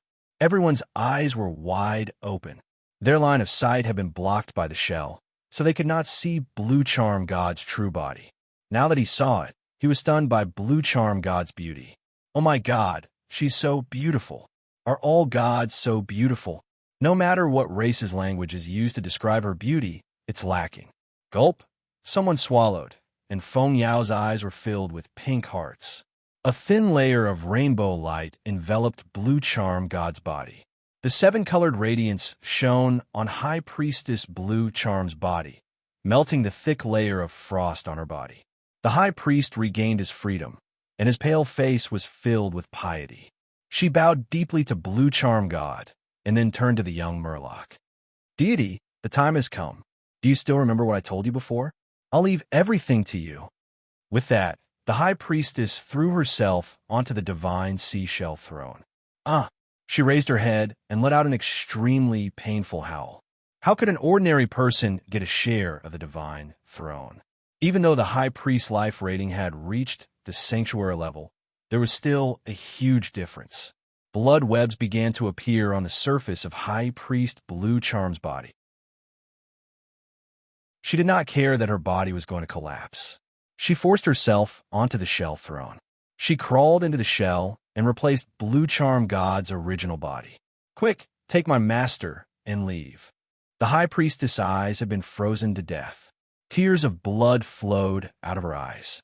The young Murloc looked at the High Priestess, then at the barbarian race powerhouse. He gritted his teeth and reached out to hug Blue Charm God's original body. Then, he quickly retreated and took Blue Charm God away from the top of the divine seashell throne. Holding Blue Charm God in his arms like a princess, the young Murloc could not help but feel excited. The charm was so strong that the young Murloc's heart raced and his lips became dry. At the same time, because his chest, arms, and hands were in contact with Blue Charm God's body, he felt a strong, dreamy sensation. It was soft and tender, and her skin was so white that it seemed like water could be squeezed out of it. The young Murloc could not help but feel a little dazed. Seeing his weakness, Zhuai yelled and stomped on the ground. He shot over like a bolt of lightning. Don't even think about it. The High Priestess used the divine seashell throne to release a wave of divine power. It immediately stopped Zhuai's charge. The next moment, countless pillars of light rose up.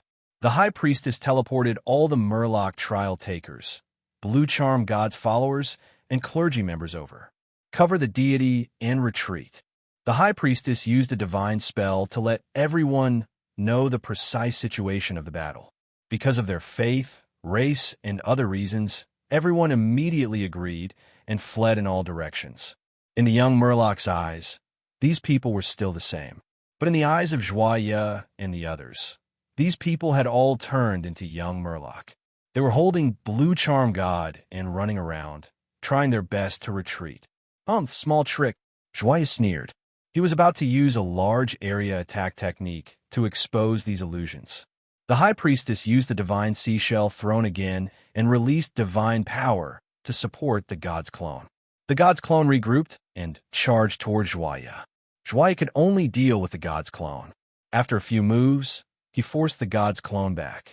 Little Murloc, you've made the wrong choice. Claw Raven growled and performed a powerful attack. Combat technique, Icy Forest. An unprecedented chill exploded from Joya's body and quickly spread in all directions. Under the feet of the Murloc that were teleported over, balls of light suddenly lit up. Giant ice trees suddenly grew out from the light spots. The giant trees pierced through Murloc after Murloc, causing their blood to dye the battlefield red. They turned into corpses and were strung up on the branches. After death, the Murloc's original form was revealed. In the blink of an eye, giant ice trees grew out one after another, forming a murderous forest. You can't escape. Along with Joya's sneer, the range of the terrifying icy forest quickly expanded. The young Murloc's face sank. He was indeed stopped. But at this moment, the sound of a zither was heard. Feng Yao used all his strength to cast a spell and help the young Murloc to stop the spreading of the icy forest. As the sound waves vibrated, many ice trees suddenly collapsed. Many Murloc benefited and continued to escape. The young Murloc was one of them. Feng Yao, how dare you? Joya glared. Feng Yao shouted, for my love, I'm willing to sacrifice everything. Heartless man. Joya's expression changed. Joya's mind moved, and ice trees immediately grew out from under Feng Yao's feet. Feng Yao continuously jumped back more than 10 times. More than 10 ice trees grew out and attacked him like spears, missing him by a hair's breadth. Suddenly, Feng Yao's expression changed. He was forced to continuously jump back. He suddenly realized that he had jumped between ice trees in the end. This was Joya's trap. The next moment, the ice trees grew transparent ice branches and froze together, forming a giant ice prison. You stay inside and wait for me.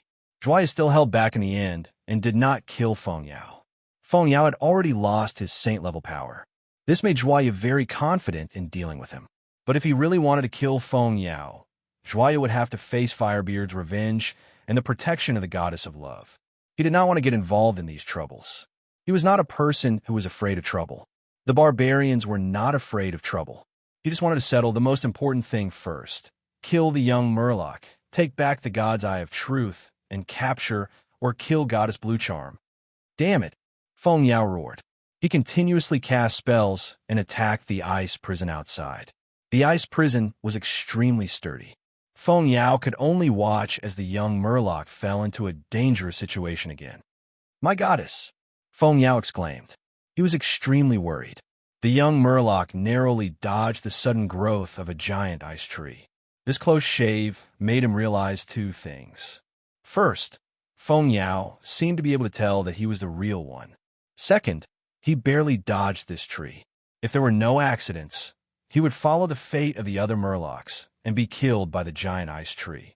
Joya could not tell which one was the real one. But there were not many Murlocs who were lucky enough to escape. Joya slammed his palms in front of his chest and once again performed another change in his fighting technique. The branches and leaves of the giant ice tree shot out, forming millions of deadly attacks. No, Feng Yao roared. His heart shrank. He saw the young Murloc and Goddess Blue Charm being drowned by countless sharp branches and leaves.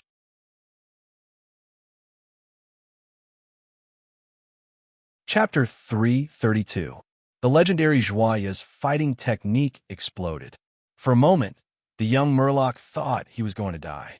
But soon, he regained his focus and saw that he was still unharmed. Around him were billions of branches and leaves made of ice. They collided, shot, cut, and pierced each other. Left, right, up, and down, the young Murloc felt like he was in a world of ice. The The white cold light and the tinkling sound of ice breaking created a beautiful and terrifying scene. The young Murloc couldn't help but breathe heavily. This wasn't the first time he felt death. He survived not because of himself, but because of the blue charm god in his arms. The blue charm god frowned, as if she was in a nightmare.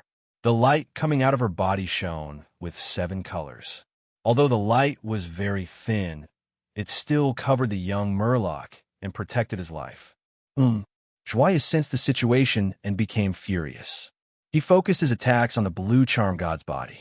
The power of the attack increased again. The young Murloc's heart jumped. Although he was protected by the light, the pressure around him increased so much that he couldn't breathe. He hurriedly yelled, "My lord, protect me!" The next moment, he raised the blue charm god above his head. The goddess frowned even harder. She was stimulated even more by the outside world. The 7-colored light coming out of her became even thicker. The young Murloc instantly felt the pressure drop. Joyeux frowned. He was about to attack when the god's avatar attacked him again. The two sides started fighting again. Joyeux couldn't control the fighting technique anymore. He had to focus on the god's avatar. Feeling the threat, the god's avatar went crazy and attacked Joyeux fiercely. The terrifying attacks from before disappeared. The young Murloc's vision cleared, and he hurriedly retreated. Joyeux could only defend himself. Sensing the young Murloc moving again, he broke his left pinky and threw it out. Fighting technique, flesh ice sculpture. Joyeux's pinky crazily sucked in the icy fighting aura around him. Then it exploded, forming a bloody mist. A human figure jumped out of the bloody mist. His physique and appearance were very similar to Claw Crow himself. The only difference was that his expression was very stiff. Seeing Claw Crow's flesh and blood eye sculpture, the god's avatar immediately turned around and wanted to eliminate this special avatar. However, the Claw Crow was prepared. It immediately rushed forward and entangled the god's clone. The plan of the god's clone had failed, and he could only watch as the flesh and blood ice sculpture chased after the young Murloc. The young merman's heart skipped a beat. He knew that if he were to escape alone, he would be in grave danger. He glanced around, and his eyes suddenly lit up. He took the initiative to charge towards a group of sea giants. This group of sea giants came from the Drifting Eater tribe, and they were led by a group of siblings. The older brother was called Quanba, and the younger sister was called Chestnut Star. They had come here to seek help from the fish god. Who would have thought that the fish deity was just one of the blue charm god's clones? The information about the half-plane and the temple were all fake. "Brother, what should we do?" Seeing the young Murloc moving closer to her, Chest Star was anxious and helpless. Quan Ba's head was also swollen. The situation before him did not allow him to think too much. He could only grit his teeth and say, "Help. This is the friendship of a god." The other sea giants heard the order and immediately moved to help the young Murloc stop the flesh and blood eye sculpture behind him. The flesh and blood eye sculpture was an extension of the Claw Crow's power. Although it was not at the legendary level, it still had the power of the sacred level. The strongest of these sea giants was only Quan Ba, who was only at the gold level. How could they be a match for the flesh and blood ice sculpture? However, the sea giants did not retreat. With their bodies that were stronger than the barbarians, they still used their lives to buy some time for the young Murloc. Although this time was very short, it was also very important. Using this time, the young Murloc and the flesh and blood ice sculpture widened the distance. The sea giants paid a heavy price for this. The Claw Crow snorted and quickly glanced around the battlefield. The barbarian ship was being attacked by the Murlocs and the followers of the Blue Charm God. Man Zhuang was receiving treatment in the cabin. The barbarians could not get away yet. Speaking of which, the reason for all this was Claw Crow. Claw Crow's attack was very fierce. The Murlocs and preachers that were sent over by the high priest all saw that the barbarian ship was safe and all swam over. Claw Crow was dealing with the attacks of the god's avatar and the high priest while yelling, "What are you humans looking at? Whoever can stop Blue Charm God from escaping will gain the friendship of me, Claw Crow." Those who do not stop it are all my enemies and will be eliminated first. There were many people who had been watching the battle. In addition to the Justice Pirates, the Mother Tree Pirates, and the Sea Giants, there were also many human pirates. These people all rushed into the water curtain and entered the half-plane because Manzhuang had chased away the sacred beast six-headed snake. Although there were many casualties, there were still many survivors. Claw Crow's threat made these people's attempt to continue watching the battle fail. Everyone was hesitant. Neither side was easy to deal with. Blue Charm God looked weak, but it was a god after all. Its leg hair was thicker than their thighs. Of course, this was just a metaphor. Blue Charm God's skin was very smooth, and it did not have legs. Poochie. Claw Crow suddenly attacked. He would rather take the fierce attack of a god's avatar. He waved his claws and crossed the distance of thousands of meters to kill a dozen people. His expression was very cold, and his body exuded a bone-chilling, murderous intent. Everyone was shocked. Stimulated, they quickly acted. Chief Officer Huaya, what should we do? The ants asked anxiously. Even if the Mother Tree Captain's ant woke up, she would not be a match for the Ice Sky Ripper. Huaya snorted. Without hesitation, she pointed at Blue Charm God. Go after it and kill it. Thus, the Mother Tree Pirates took the lead and rushed toward the young Murloc. The Mother Tree flagship was not fast, but Huaya and the other ants stood at the bow and cast various spells, greatly hindering the young Murloc's retreat. Chief Officer is still unconscious. Old Jean, what should we do? The members of the Justice Pirates were also at a loss. Song Su waved his hand. Wait a moment. He turned to communicate with the ship ghost. After muttering for a while, he announced loudly, Go after it and kill that Murloc deity. Seeing that the deity was in danger, many Murlocs, Nagas, mermaids, and so on who were surrounding the barbarian warship also split up to support the deity and stop the others. The scene became very chaotic. The young Murloc was tired. It was one thing for the others to attack him, but why was the Justice Pirates standing on the opposite side? On the other hand, the sea giants that he thought were trouble and strong enemies were risking their lives to protect him. Fist bars and chest stars were like his personal guards. They were loyal and fought bravely, firmly protecting his back. What if I turn into dragonoid form now?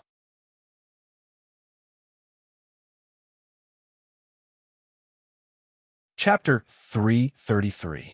The young Murloc had the urge to recognize Song Su and the others, but when he looked at Blue Charm Goddess in his arms, he instantly sobered up. Other than the Berserker tribe experts, there was another danger to him, and that was Blue Charm God in his arms. She was in a very bad state and had fallen into a deep sleep. If the young Murloc revealed his identity, it might anger Blue Charm Goddess.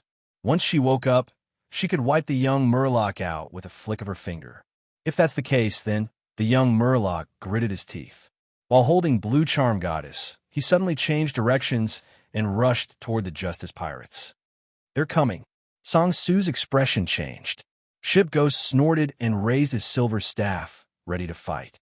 The young Murloc suddenly roared and shouted in the common language, Get out if you don't want to die. The members of the Justice Pirates did not retreat. The young Murloc shouted again, Then take this, whirling scaled Song Su. As soon as he finished, silver combat power surged out of his body.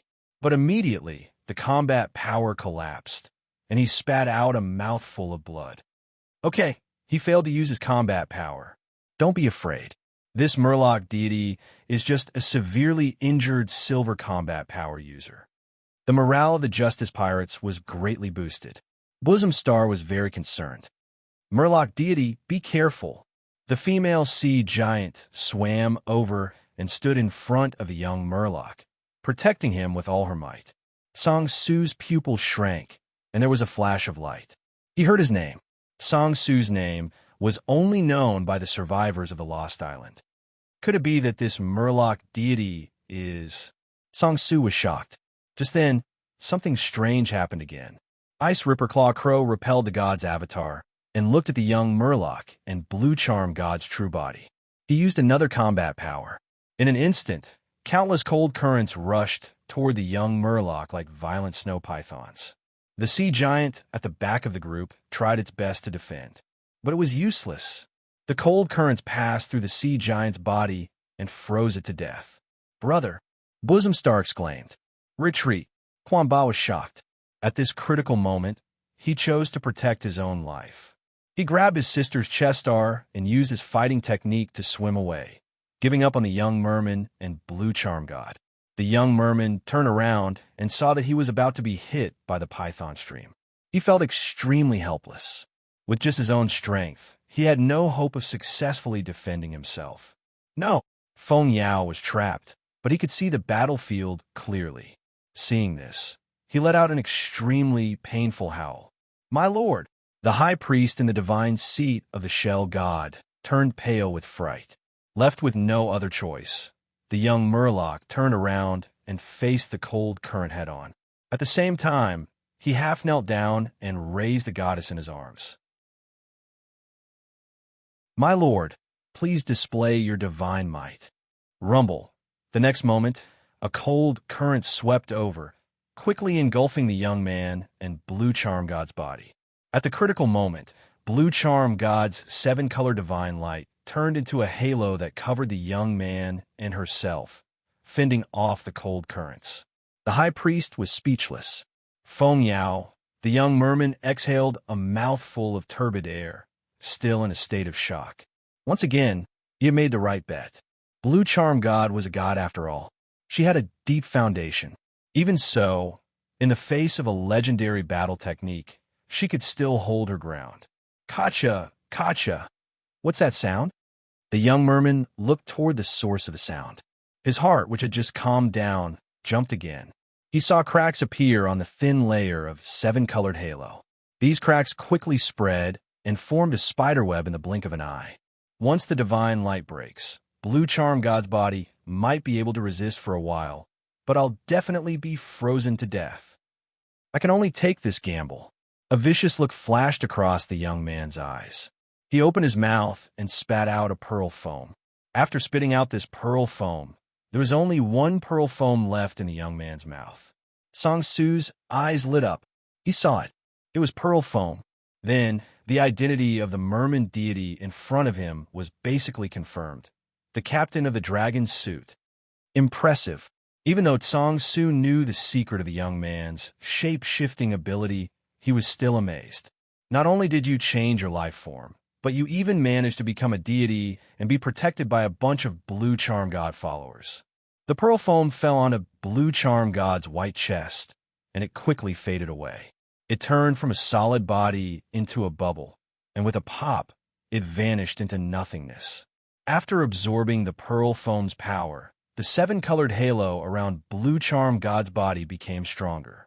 The spiderweb-like cracks quickly disappeared. The young man even felt that the halo was stronger than before. The young merman's heart raced as he stared at Blue Charm God's beautiful face. When he saw that Blue Charm God's eyebrows were slightly relaxed, but there were no signs of her waking up, he finally felt relieved. Throwing the pearl foam at Blue Charm God's body was very dangerous. The young merman could not tell if this would wake Blue Charm God up. He was confident that he could deceive the fake god's clone, but he did not expect to deceive the god's body. Fortunately, Blue Charm God did not wake up. When he looked up again, he saw that Song Su was staring at him blankly. He was instantly energized. "Very good, Song Su. Looks like you finally confirmed my identity." The next moment, the young merman hugged Blue Charm God and rushed toward Song Su. He did not rush toward Song Su directly. Instead, he chose an empty spot not far from Song Su to break through. "Quick, brother, let's stop him." Song Su shouted and rushed toward the empty spot. It was obvious that he was going to stop the young merman. "Don't be rash." The ship Ghost's expression changed. Compared to the barbarians and Blue Charm God sect, they were weaker. This was clearly not a good time. But Song Su was faster. Seeing him pounce, Ship Ghost could only sigh in his heart and immediately follow. Without the help of the sea giant, Joye's ice sculpture caught up with the young merman again. "Brother, stop the ice sculpture. I'll take the goddess." Song Su shouted again. Joye's eyes widened in shock. He originally thought that Song Su just wanted to cooperate with the barbarians. He did not expect him to be so greedy. "Brother, don't be blinded by greed. This is not something we can covet." The ship ghost refused. However, the next moment, the staff in his hand shook and a bone spear shot out, piercing the ice sculpture. The ship ghost? The ice sculpture had limited intelligence and immediately treated the ship ghost as an enemy. The ship ghost quickly retreated, but did not succeed. The robe he was wearing restricted his movements. "Brother?" The ship ghost was both shocked and angry.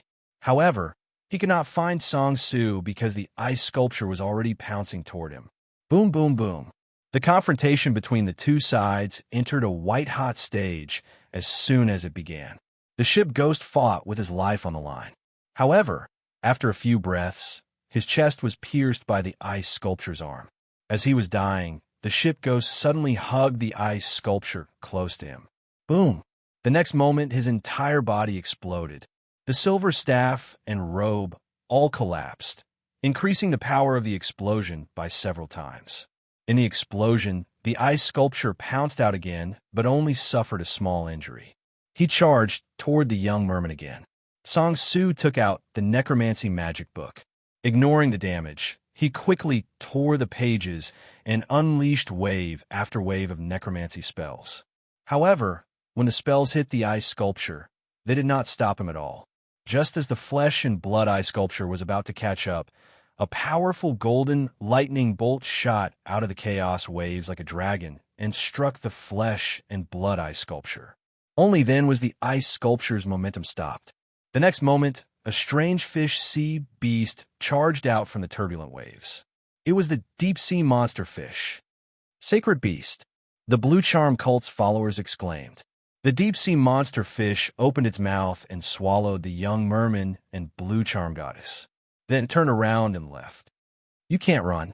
Joyeux saw this and was both anxious and angry. He roared and used his strongest attack, despite the combined attack of the god's incarnation and the high priest. Fighting technique, Yakong, Cold Shadow. In an instant, the entire battlefield was covered. The deep-sea monster fish was only a dozen meters away, but it was still covered by the fighting technique. The god's incarnation and the high priest were also hit.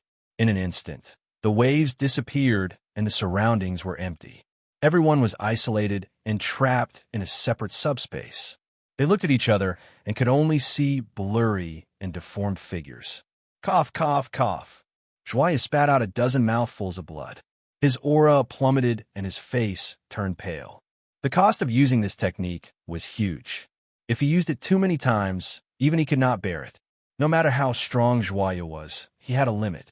Yakong Cold Shadow was a forbidden technique among fighting techniques. He could only use it a limited number of times in his life. Joyeux panted for a long time and finally stopped coughing. However, he could not move in a short time and could only sit cross-legged in the void.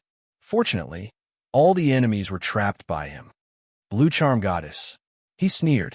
His body shot into the subspace where the deep-sea monster fish was and turned into a cold shadow.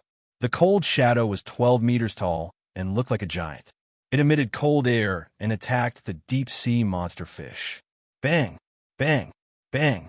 The cold shadow kept punching. The deep-sea monster fish could not dodge and was hit until it was full of bumps and bumps. In the deep-sea monster fish, the young merman lost his balance and almost dropped Blue Charm Goddess. He half knelt on the ground and finally stabilized himself. The ship shook violently again. The young merman was caught off guard and fell into Blue Charm Goddess's chest. What's going on? Apart from the softness, the young merman also felt a hard object. Then his eyes widened and his face was filled with shock. At that moment, he thought he was dreaming or that he had fallen into the divine realm of deception, because he saw a blood-red crystal slide out from between Blue Charm Goddess's voluptuous breasts. Blood core. What is going on? There's a third blood core hidden in Blue Charm God.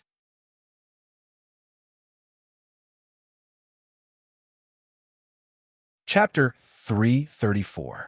At this moment, the young Murloc was in a state of intense shock.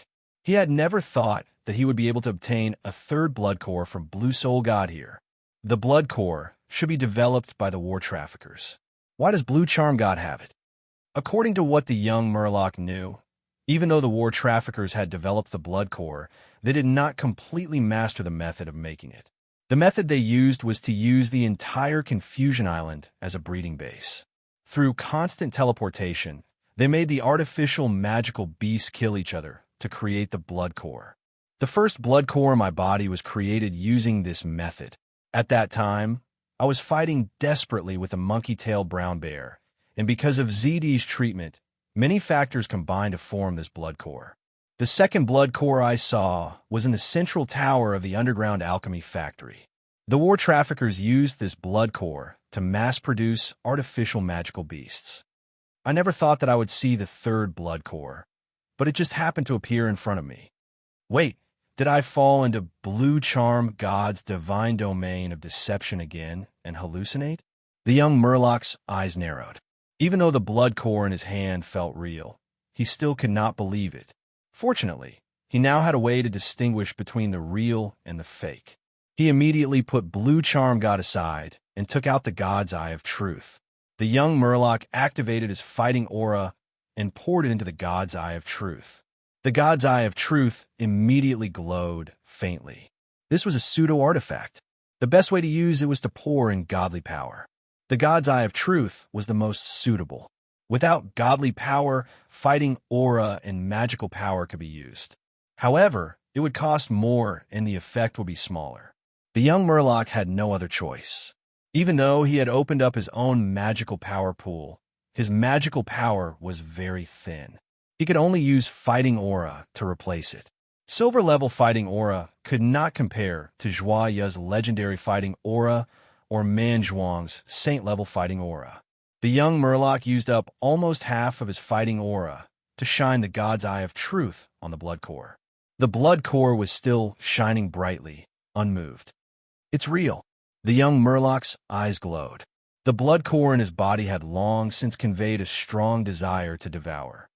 Wait, could it be that the reason I bathed in the holy spring wasn't because of Blue Charm God's deception, but because of the blood core? It benefited me and the other Murlocs and improved our bloodlines? A thought flashed through the youth's mind, and he had a conjecture. If it was an illusion created by deception and disguise, then in the many trials before this, those Murlocs that had left the range of the divine domain should have been beaten back to their original forms. But in fact, there was no such thing.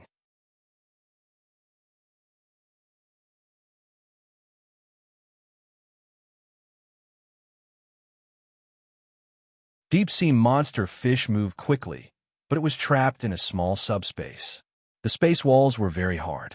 The tower spirit activated the gold-grade cannons and used gold-grade cannonballs, but it only created a spiderweb of cracks on the space walls. On the other side, the frost giant recovered and charged over again. Deep-sea monster fish was forced to fight it. After a few rounds of exchanges, deep-sea monster fish had a few more wounds and fist marks, and the frost giant was forced to retreat again by the sky, full of arrows. Seizing the opportunity, deep-sea monster fish bombarded the space walls again, but the effect was still very small. What do we do? In the cabin, the young Murloc was at his wit's end. The frost giant's aura was as high as the saint level. It was not something he could deal with. Do I have to use the Blue Charm God? The young Murloc had a very bold idea.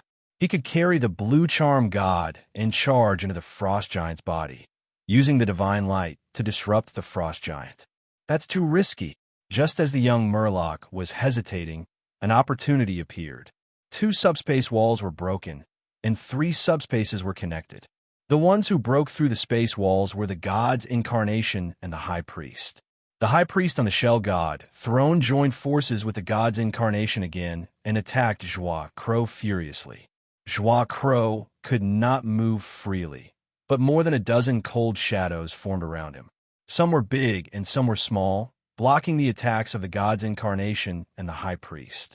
At the same time, he focused most of his energy on the Frost Giant. The Frost Giant's body shrunk, and its power became very condensed. Its combat power increased by a large margin from its original foundation.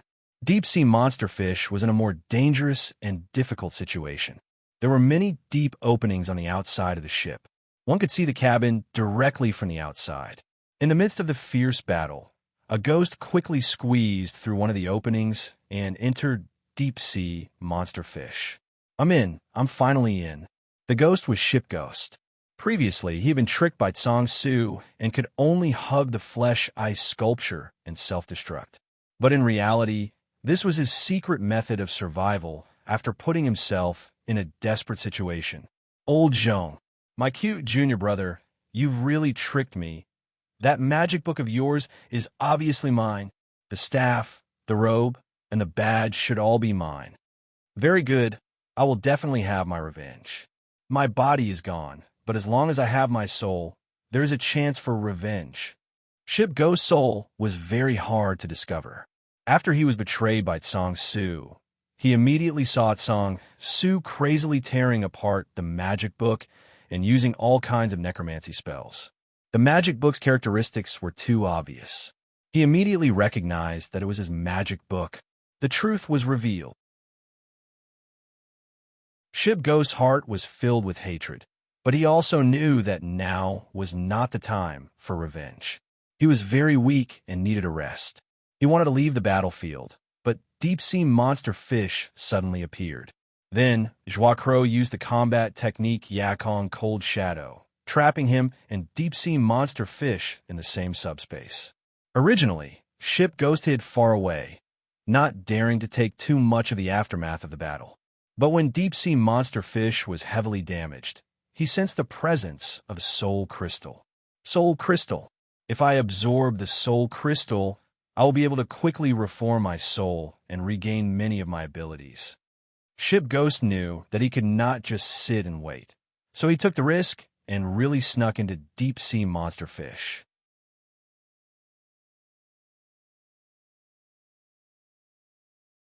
Chapter 335. The Spectre Ship Ghost floated forward quickly. All the cabin doors in the deep-sea monster fish were tightly shut, but that was not a problem for the Ship Ghost. Who would have thought that this big fish is actually an alchemy ship? The person who made it is not simple. His alchemy skills are superb. What a pity even the Imperial capital can't defend against necromancy. Haha. The Ship Ghost majored in necromancy and was a priest of blasphemy, but he also dabbled in alchemy. He was best at refining soul crystals, and by selling them, he was able to satisfy his need for a large amount of cultivation resources. With his limited knowledge in alchemy, he could sense that the deep-sea monster fish was a high-end ship. While he was shocked, he was also very happy and proud. Necromancy was a new genre, so it was hard to defend against it with conventional methods. Even though the deep-sea monster fish was made by war merchants, it lacked understanding of necromancy, so the Spectre Ship Ghost sneaked in without anyone noticing. The Spectre Ship Ghost sneaked in just like that. Soon, I'm close. I can sense a few soul crystals hidden here. The Ship Ghost came to a cabin door. But this time, when he tried to go through the door, he failed. The Ship Ghost immediately took a detour, but to his disappointment, not only was the cabin door heavily guarded, there was a powerful force lingering on the walls of the cabin. This is the power of the formation. The Ship Ghost studied it for a while, then became discouraged. It's not targeted at me, but this formation standards are quite high with my current strength. I can't break in at all. What do I do? The Ship Ghost went through the other cabins, looking for loopholes, but unfortunately, he did not find any. Damn it! The soul crystals are clearly here, but I'm stuck at the last level. The Ship Ghost was furious. In the cabin that he coveted, the formation was still operating, and the green jade gold coffin was quietly placed in the center of the formation. And in the coffin, a beautiful girl was sleeping. It was ZD. After trying for a while, the Ship Ghost finally gave up. I can't force my way in. Looks like I have to find the control valve that controls this cabin door. The captain's room. It should be in the captain's room. I have to go. I have to take another risk. The Ship Ghost began to search for the captain's cabin. He knew that there must be someone in the captain's room, but he had no choice. He was worried that the alchemy ship would not be able to hold on. Even with the control of the tower spirit, deep-sea monster fish was clearly no match for the frost shadow giant. After all, the latter was at the saint level. If it weren't for the combination of the god's incarnation and the high priest, which severely restricted the main body of the claw crow, the battle power of the frost shadow giant would be even stronger. The deep-sea monster fish swam as far as possible, using long-range attacks to deal with the frost shadow giant. If it was close combat, the frost shadow giant had a huge advantage. The cracks and craters on deep-sea monster fish were proof of this. Claw Crow frowned. The cold shadow giant roared. Its body suddenly changed. His arms suddenly extended and dashed out like a boa, entangling deep-sea monster that failed to dodge in time.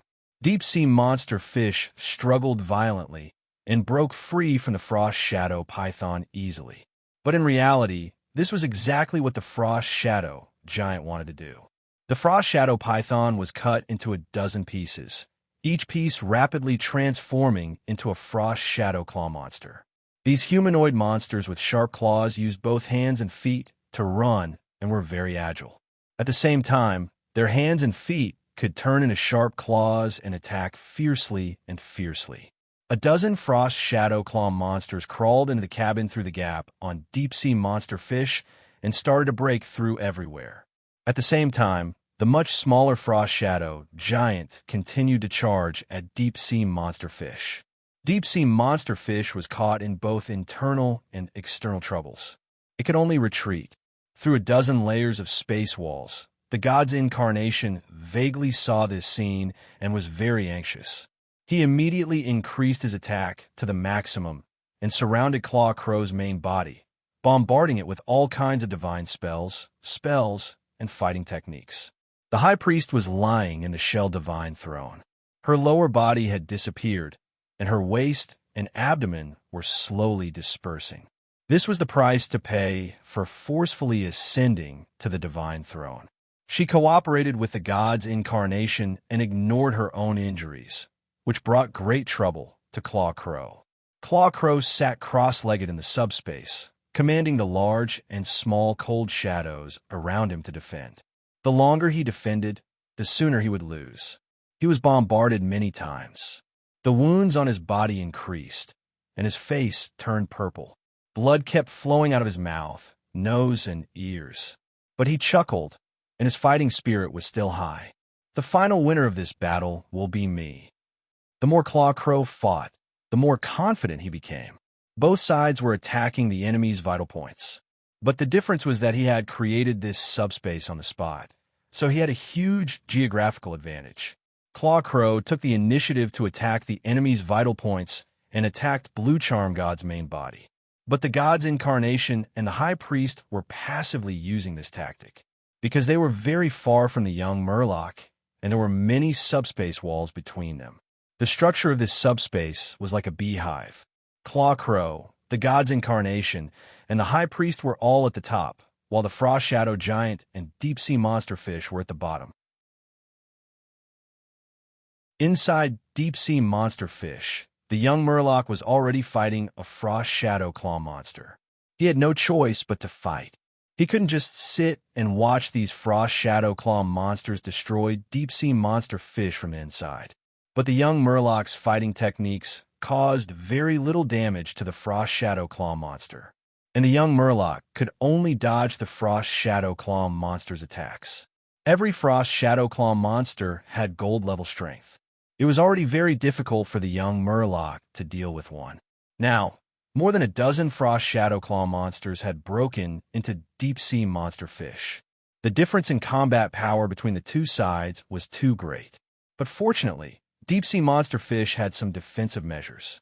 With these measures, the frost shadow claw monsters couldn't attack the vital points and core positions for now. But this was only temporary. Deep-sea monster fish was gold level, but it was still an inanimate object. When the war dealer had made it, he hadn't put much effort into the internal defense either. With a legend like the war dealer in this ship, why would it need internal defense? There's no other way. We can only rely on you, my lord. The young Murloc was forced into a corner. He could only take the risk and use Blue Charm God's main body in his arms. The frost shadow claw monsters attacked. This time, the young Murloc didn't dodge. Instead, he charged in the opposite direction. In the moment of the clash, the young Murloc bravely raised Blue Charm God in his hands. He used Blue Charm God as a shield. The Frost Shadow Claw monster hit the goddess' divine body, but only caused the rainbow light to ripple slightly. The young Murloc was unharmed.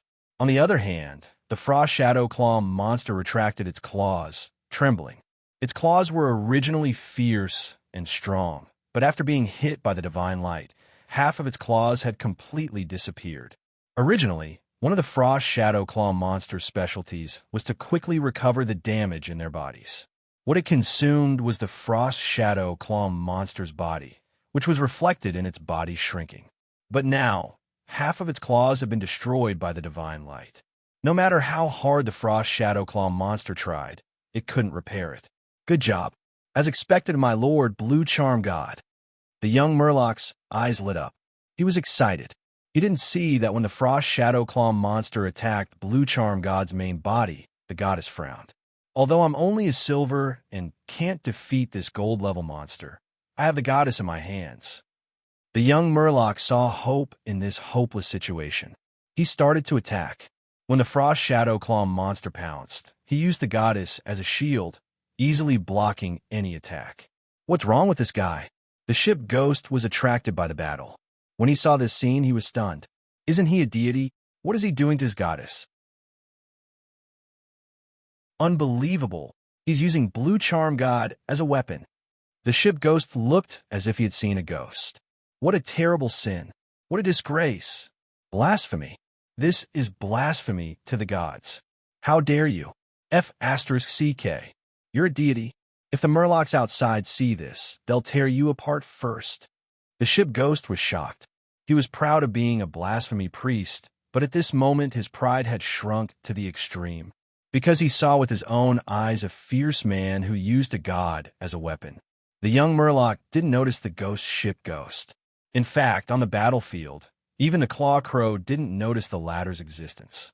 Because he was inside deep-sea monster fish, no one could see him, so the young Murloc fought to his heart's content. The Frost Claw monster was very strong, but it didn't have intelligence. It only followed the instincts of a beast. The Claw monster's attacks landed on the goddess body. After a few hits, it crippled itself and couldn't recover quickly. The young Murloc seized the opportunity and grabbed Blue Charm God's tail with one hand and the goddess' waist with the other. He used the goddess' beautiful face as a spear and stabbed at the Claw monster. The Claw monster was pierced through. This was a fatal blow. It howled in pain and turned into nothingness. After the young Murloc won, he laughed loudly. He didn't notice that the moment the Claw monster was pierced through, the goddess' eyes twitched and frowned. The ship Ghost, who was watching from the side, noticed this. This guy is playing with fire. Do you think a god is so easy to toy with? Blue Charm God isn't in a good state and is in a deep sleep. But with such frequent stimulation, she'll definitely wake up quickly. That slight change in expression just now is the most obvious sign. It's over. It's over. Once the goddess wakes up, I'm afraid the entire ocean will be turned into a graveyard. I have to get out of here before the goddess wakes up. The ship Ghost obviously couldn't leave this place in his current state. He had to absorb the soul crystal and stabilize his soul before he had any hope. Captain's room, Captain's room. The ship Ghost kept muttering in his heart. He quickly got out of here and left the young Murloc, who had left a deep impression on him. He began to focus on finding a way to escape.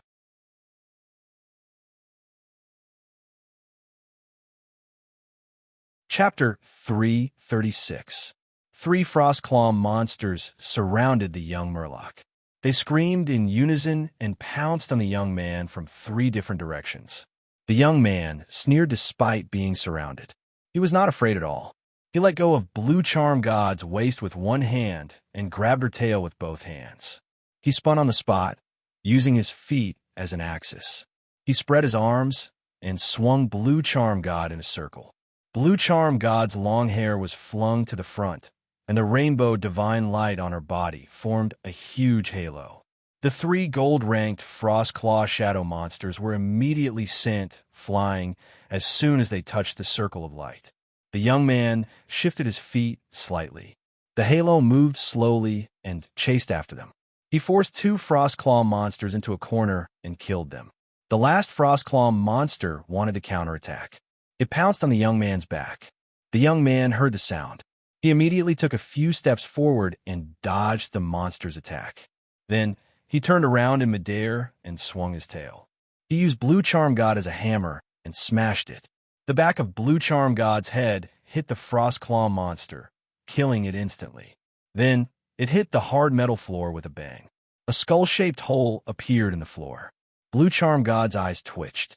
Her upper body was almost embedded in the floor tiles. Her hair was scattered like a mop. The young Murloc quickly recalled Blue Charm God and hugged her. "Tower Spirit, where are the intruders?" The Tower Spirit answered immediately and pointed the young man in the right direction. The young Murloc hugged Blue Charm God confidently and took the initiative to attack. He used his divine body to kill all the Frostclaw monsters that invaded deep-sea monster fish one by one. The young man was full of vigor, but he was also anxious. "I only have one last pearl foam left. I have to end this quickly before it runs out. If the pearl foam completely disappears, I won't be able to use my divine body like this." According to the young Murloc's analysis, he could touch Blue Charm God without being hurt by her divine body. First, his blood core had mutated. Second, the pearl foam had disguised his faith. If either one of them was missing, he would not be recognized by Blue Charm Goddess. Bang! Deep-sea monsterfish shook and could not move. Its mouth and tail were grabbed by the Frostclaw Giant's hand. The Frostclaw Giant let out an earth-shattering roar, as if to say, "I've finally caught you." He raised his head high and used his head as a battering ram. He slammed it into deep-sea monsterfish's side. Boom! Deep-sea monster was hit squarely, and a large amount of metal fragments flew everywhere. The tough alchemy frame was completely deformed by the frost giant's headbutt. The giant's entire face was in the middle of deep-sea monsterfish. At the critical moment, the young Murloc Blue Charm God, the frost shadow giant, opened its mouth and bit at the young merman. "My lord, I'm counting on you." The young merman sensed the terrifying saint-level aura and hurriedly pulled the goddess forward. The goddess was like a pillar. Her head pressed against the frost shadow giant's upper jaw, and her tail supported the frost shadow giant's lower jaw. Phew! Phew! The young merman gasped for breath as his heart beat wildly. Everything was too exciting. The giant's claw giant could not. Blue Charm God's body was soft, but she was protected by divine light, making her indestructible. The Frostclaw Giant's mouth started to melt as it came into contact with the godlight. He roared again. From his throat, a black cold current gushed out. Whoosh! The cold current gushed out. It was as black as smoke and froze everything. The young Murloc was only a silver. If he fought alone, he would not be able to last even a second in this cold current. But his body was close to the goddess. Relying on the godlight, he was safe. As expected of Blue Charm God. Suddenly, the young Murloc Blue Charm God's godlight was dimming. "It's here!" Ship Ghost was overjoyed. He went through the cabin door and came to the captain's room. "This is the captain's room. If I find a key control valve, I can In front of Ship Ghost was a large number of colorful buttons. There were many switches that moved up and down. F***CK. Which one is it? I don't care. Let's try. Ship Ghost knew that time was tight. From a certain perspective, he knew the situation better than the young Murloc Blue Charm God. He knew that Blue Charm God might awaken at any moment. She might awaken at any moment. But if he wanted to escape, it would be very difficult. The first step was to absorb the soul crystals and increase his power. Ship Ghost tried pressing some buttons. Only at this moment did he reveal a trace of himself. But he was soon stunned. Ship Ghost pressed the buttons. There was only one reaction. He heard the Tower Genie's voice. Fishtail dismantling button detected. Malfunction detected. Malfunction detected. Troubleshooting has been arranged at the end of the sequence. Ship Ghost reacted. He hugged his head and roared in his heart. Why? Why is there a ship spirit in this alchemy ship? Actually, it was not the ship spirit. It was the tower spirit. It was the central tower spirit of the War Dealer's alchemy factory. It was moved here by the young Murloc Blue Charm God. Ship Ghost obviously did not know the reason, but that did not stop him from realizing that this alchemy ship was controlled by the ship spirit. Without authority, he could not bypass the ship spirit to control the ship. Calm down. Calm down. I still have power for one more attack. As long as I destroy the ship spirit, I can control these valves and buttons. Ship Ghost forced himself to calm down. He began to look around the captain's room for the tower spirit. He could not find it. Ship Ghost had a very bad feeling. Could it be that the tower spirit's carrier is hidden in that cabin? If he wanted to enter the mysterious cabin, he had to open the cabin door. To open the cabin door, he had to press the valve. And to press the valve, he had to destroy the tower spirit. And to destroy the tower spirit, he had to find the carrier and deal a fatal blow. But the carrier was most likely in the mysterious cabin. Damn it, I'm going to die from anger. Although he was already dead, he had fallen into an endless loop and was stuck. Am I going to die today? After trying for a long time, the anger in Ship Ghost's heart slowly subsided. What replaced it was fear and despair. Boom! There was another tremor. Ship Ghost floated in midair. He did not move. Ever since he entered the captain's room, the tremors had been happening nonstop, and the tower spirit kept reporting the damage to various parts of the ship. He was already used to it. Wait, what did I just hear? Ship Ghost suddenly quivered. The first core cabin was destroyed. Don't tell me it's that cabin? Holding on to this hope, Ship Ghost immediately rushed out of the captain's room. He passed through the corridor and quickly arrived at the first core cabin. Ha! He found the first core cabin. It was the one he wanted to enter, and the cabin was already destroyed, forming a large hole. I still have hope. I still have hope to escape. Just as the Ship Ghost was about to enter the cabin, there was a loud boom. The young merman fell into the cabin with the goddess in his arms. The two gold-ranked frost-clawed beasts followed closely behind and charged into the forest. The young merman kept retreating. He used Blue Charm God as a shield to block the strong enemies. Ship Ghost took a few glances and became even more panicked.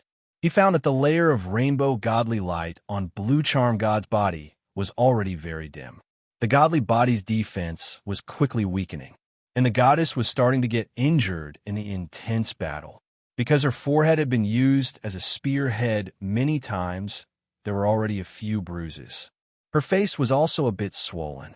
Her white and slender waist was even redder. The goddess's brows were tightly furrowed. The corners of her eyes were vertical, showing anger. Ship Ghost was terrified.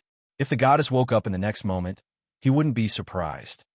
This merman is too daring, too scary. Ship Ghost felt like he was walking on a tightrope. I have to race against time. Ship Ghost also rushed into the cabin. Shock struck him again. He saw the beautiful formation that was still being maintained. He also saw the core, godly weapon in the formation. It was a golden coffin. The surface of the coffin was inlaid with green jade carvings. The carvings were also lined with silver. The carvings depicted an elegant snake body and broad wings. Is this the green jade gold coffin? The feathered serpent god's godly weapon. Godly weapons were too rare. With Ship Ghost's knowledge, he immediately recognized it. There's a godly weapon hidden here. Where did this merman godly son come from? Is he really Blue Charm God's backup plan? Ship Ghost was filled with doubts. Why would his junior brother help this merman? How did they find out about his secret underwater chamber and take away all his treasures? This merman was also very strange. Although he was recognized as a godly son, his attitude towards Blue Charm God was even more blasphemous than the blasphemy priest. Bang, bang, bang. In the continuous battle, the merman held on to Blue Charm God and kept retreating. Although the merman killed one of the frost-clawed monsters, another one joined in. There were still two of them. It would be fine if it was elsewhere. But here, the merman had to protect ZD in the green jade gold coffin. He was forced to take a defensive stance and was at a disadvantage. Pagoda's spirit, close the formation, the merman shouted. The formation was closed. Soon, the merman retreated to the edge of the formation. His battle with the frost-clawed beasts had affected the formation and destroyed a large portion of the formation's edges. Fortunately, the formation was closed in advance. Otherwise, if the formation was damaged, it could cause chaos in the magical power, causing the formation to collapse. It could even explode and cause more damage to the merman. Good chance. Without the hindrance of the formation, Ship Ghost immediately shot in and arrived above the green jade gold coffin. The next moment, he saw the unconscious ZD. He also saw the 12 murals on the walls of the coffin. The murals depicted the feathered serpent god's deeds. Ship Ghost was certain about the green jade gold coffin. At the same time, he was overjoyed. Why are there so many soul crystals?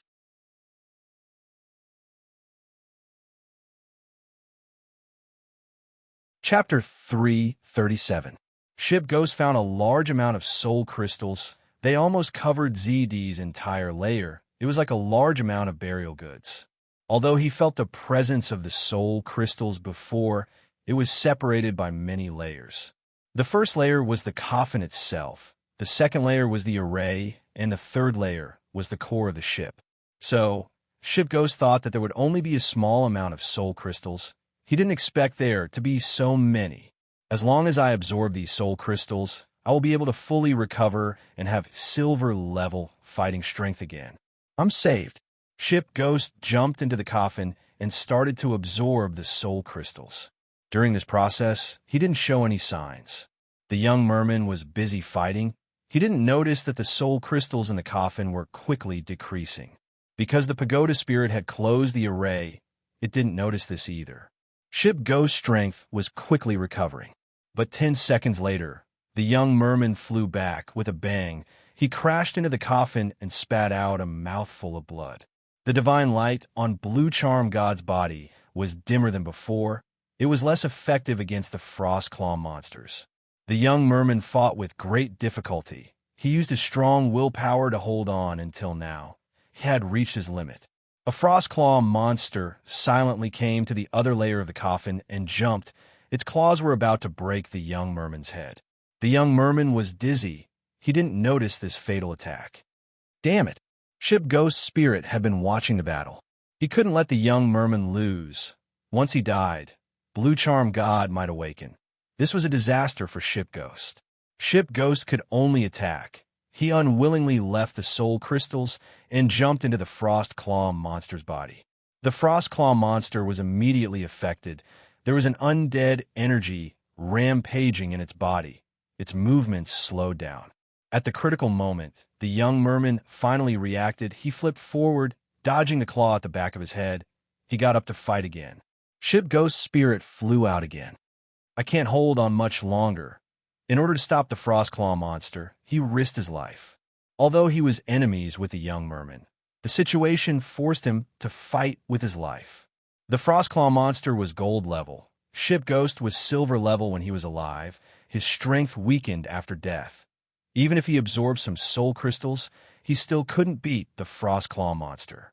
If not for the fact that the Frost Claw monster wanted to kill the young merman and didn't have intelligence, Ship Ghost's spirit would have been locked down by the Frost Claw monster's cold energy and destroyed inside its body.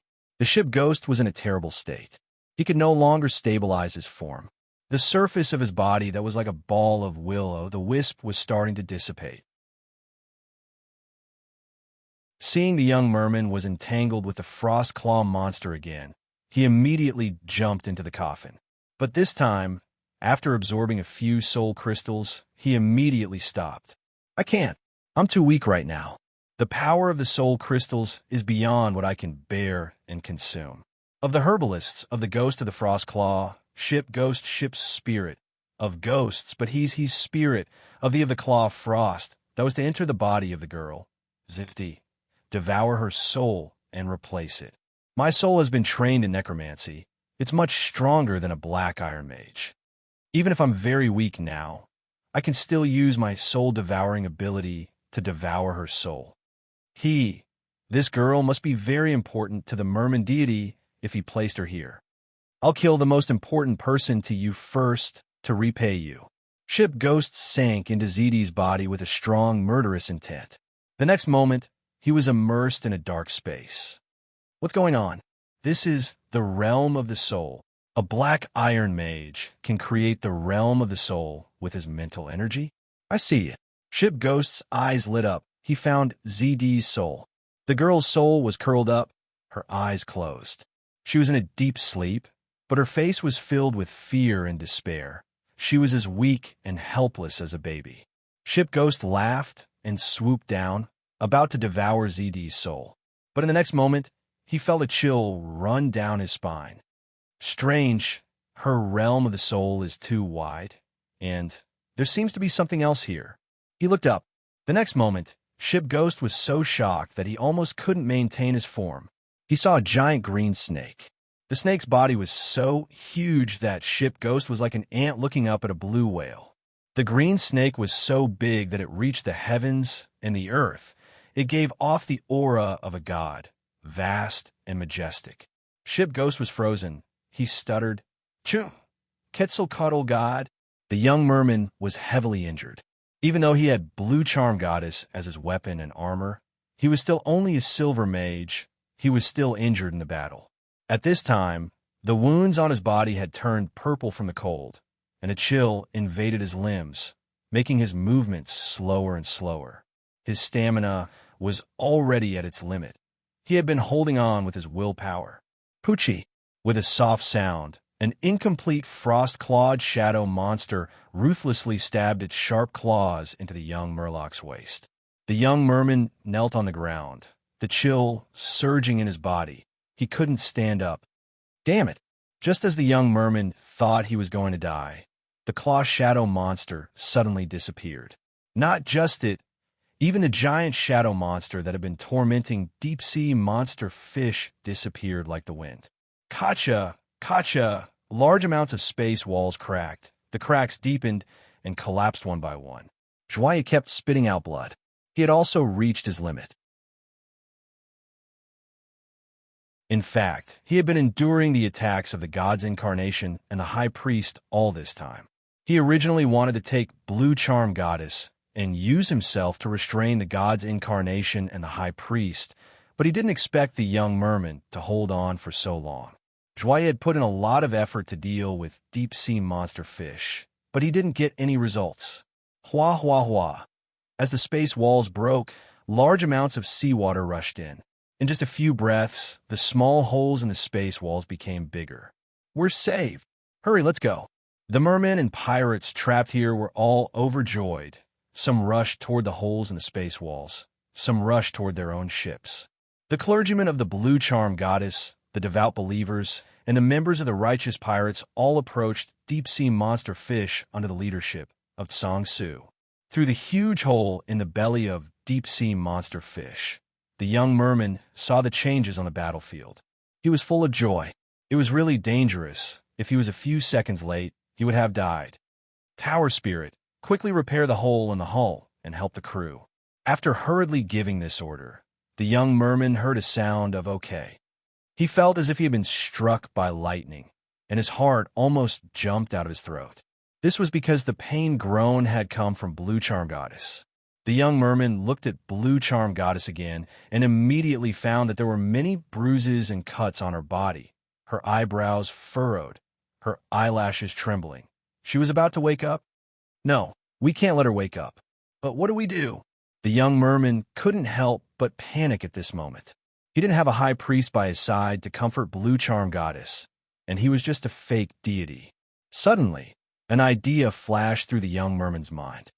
Put Blue Charm Goddess into the green jade gold coffin and repair her body first. Even though the young merman didn't know, the situation was urgent. He could only try his best. I'm going to die. Ship Ghost wailed in his heart. In ZD's spiritual space, Ship Ghost looked up. The gigantic Quetzalcoatl god's soul gave Ship Ghost a strong sense of shock and suffocation. After a long time, seeing that the Quetzalcoatl god's soul didn't move, the snake's eyes were dull, Ship Ghost gradually came to his senses. He practiced the undead sect and was also a blasphemy priest, so he was very knowledgeable about souls. Very quickly, he understood the cause and effect. This young girl's soul was heavily injured, and there are signs of her being forcefully awakened by undead magic. This should be the work of my junior brother. In order to save her soul, she was placed in the green jade gold coffin to absorb soul crystals and recover her soul. However, they didn't realize that the Quetzalcoatl god soul was hidden in the green jade gold coffin. Large amounts of soul crystals were used up, and it looked like they were absorbed by the young girl's soul. But in reality, the Quetzalcoatl god intercepted them. The green jade gold coffin. Legend has it that the Quetzalcoatl god can be revived in this coffin. Ship Ghost gradually calmed down, and the more he thought about it, the more he thought. The Quetzalcoatl god soul isn't complete. She still lacks a pair of wings, and only her snake body is left. It's very likely that her wings are hidden in the coffin. According to the Quetzalcoatl god's plan, her soul should be hidden in the coffin, continuously receiving faith, forming divine power, and slowly recuperating. However, the Quetzalcoatl god sect was too thoroughly defeated, and she received very little faith. The soul crystals were of great help to her, so she created a spiritual space and hid in the young girl's spiritual space, intercepting the soul crystals and continuously recovering herself. When the Quetzalcoatl god was healthy, the undead sect hadn't yet existed.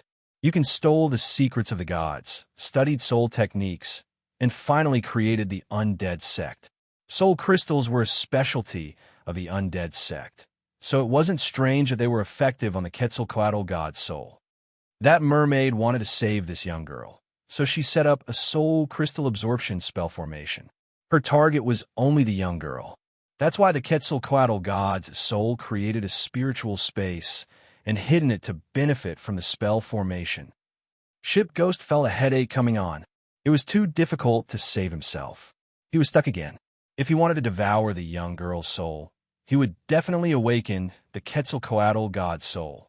Her soul definitely wouldn't be devoured by him, because preserving the young girl's soul was the key to her soul's recovery. Where did these people come from? What were they trying to do? Provoking one god wasn't enough, and now they're provoking a second one. Are they trying to kill themselves? Ship Ghost was speechless towards the young mermaid and Sang Su's group. It's too hard for me. Ship Ghost wanted to leave, but he couldn't, because he was too weak. If I knew this would happen, why would I block that frost claw monster? Let that mermaid die. Hurry up and die. Ship Ghost was filled with grief and despair as he left ZD's spiritual space and observed the situation outside. My God, don't. The next moment he screamed. Unfortunately, in his current state, the young mermaid couldn't hear him at all. The young mermaid carried ZD out of the coffin, then placed Blue Charm Goddess inside. It's over. Ship Ghost's vision turned black, and his unstable body was about to collapse.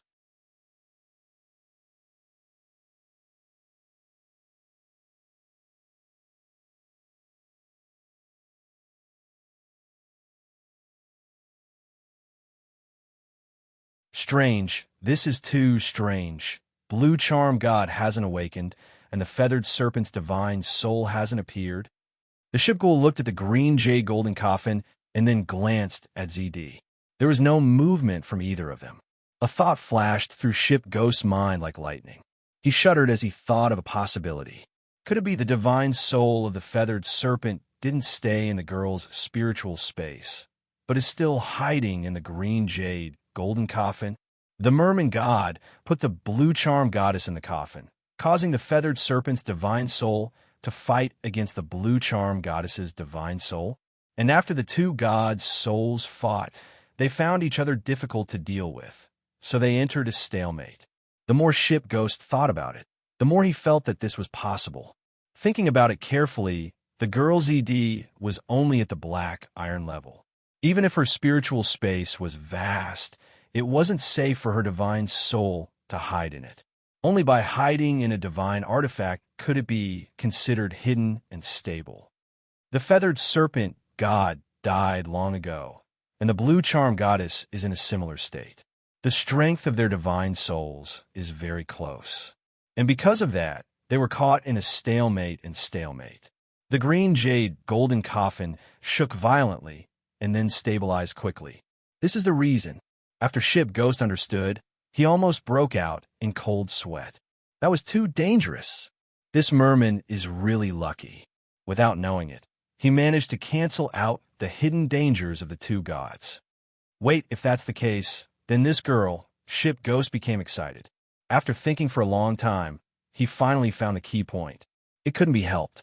His current state was too weak. He couldn't even stabilize his body, like a candle in the wind. Even thinking for a long time would speed up his death. He was extremely weak and close to fainting. He couldn't even use his soul crystal. He could only devour the souls of others to get through this life and death situation. Ship Ghost didn't hesitate. He floated into the girl's body and entered her spiritual space again. Very quickly, Ship Ghost found the girl's soul again. She was still curled up in a deep sleep. The feathered serpent god soul really isn't here. I can't hold on much longer. Ship Ghost felt that he was about to lose his mind. He used all his strength to slowly float to the girl's soul. There was only a spirit core left. But it doesn't matter. As long as I come into contact with this soul, even if I faint, I can instinctively devour it. This is the beauty of practicing necromancy. Even better, this girl is in a coma. If I devour her soul, I won't be discovered. No, I might be discovered by old Joan, as long as he enters this spiritual space. But in my current state, there's no other way. I can only take a gamble. Hee, such a delicious soul. Ship Ghost sighed softly. He had officially come into contact with ZD's soul. In the next moment, Ship Ghost screamed. How can this be? He was shocked to find that he didn't devour her. Instead, he was being devoured by her. This familiar aura and this instinct. She also practiced necromancy. No. Necromancers are wanted by almost all forces. They're not allowed to exist. Why is she the only one who has cultivated this spell? I hate it. I can't accept this. I can't accept this.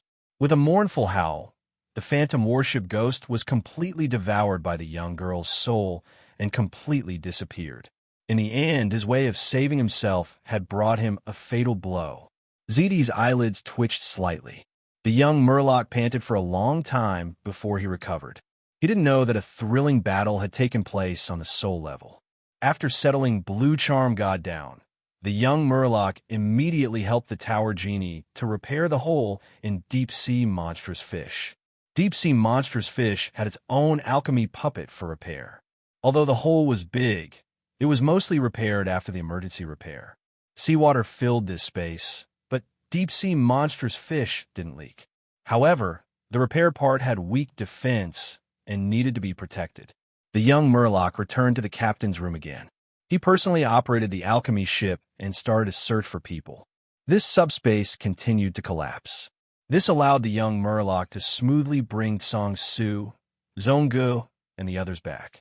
On the other side, the battle between Joie Crow, God's incarnation, and the High Priest was coming to an end. Under Joie Crow's attack, the High Priest was completely killed. All that was left was an empty shell divine throne. Joie Crow paid a heavy price for the High Priest's dying counterattack. At the right time, God's incarnation attacked the space wall and forcibly opened a hole in front of Deep-Sea Monstrous Fish. He's helping us. Let's go. Song Su saw this and immediately suggested to the young Murloc. The young Murloc took a deep breath. He maneuvered Deep-Sea Monstrous Fish to pass by God's incarnation and made a huge hole. A large number of Murlocs, pirates, Nagas, and so on also used this hole to forcefully resist the violent current and escape outside. Seeing that Deep-Sea Monstrous Fish left, Joie Crow forced his exhausted body to attack God's incarnation again. God's incarnation could only give up on the hole and fight Joie Crow fiercely. Without the support of God's incarnation, the only hole leading to the outside world quickly shrank and shrank until it was completely closed. This level of battle wasn't something the righteous pirates could directly interfere with. As soon as Deep-Sea Monstrous Fish left the subspace, it fell into the boundless sea. Under the young Murloc's command, the alchemy submarine moved at full speed and quickly left the deep sea. We escaped. The members of the righteous pirates celebrated. The young Draconid returned to the core cabin and checked the situation. Seeing Blue Charm Goddess in the coffin, his expression was complicated. The pearl foam is completely used up. The fairy tale of the mermaid didn't get any divine power replenishment, but this shouldn't be a failure. Because we brought Blue Charm Goddess back directly. Seeing that Blue Charm Goddess's body was unscathed, the young Draconid reached his arm into the coffin. He wanted to take her out and put ZD in. Don't do that. A voice suddenly sounded. After the young Draconid was shocked, he was immediately overjoyed. ZD, you're awake.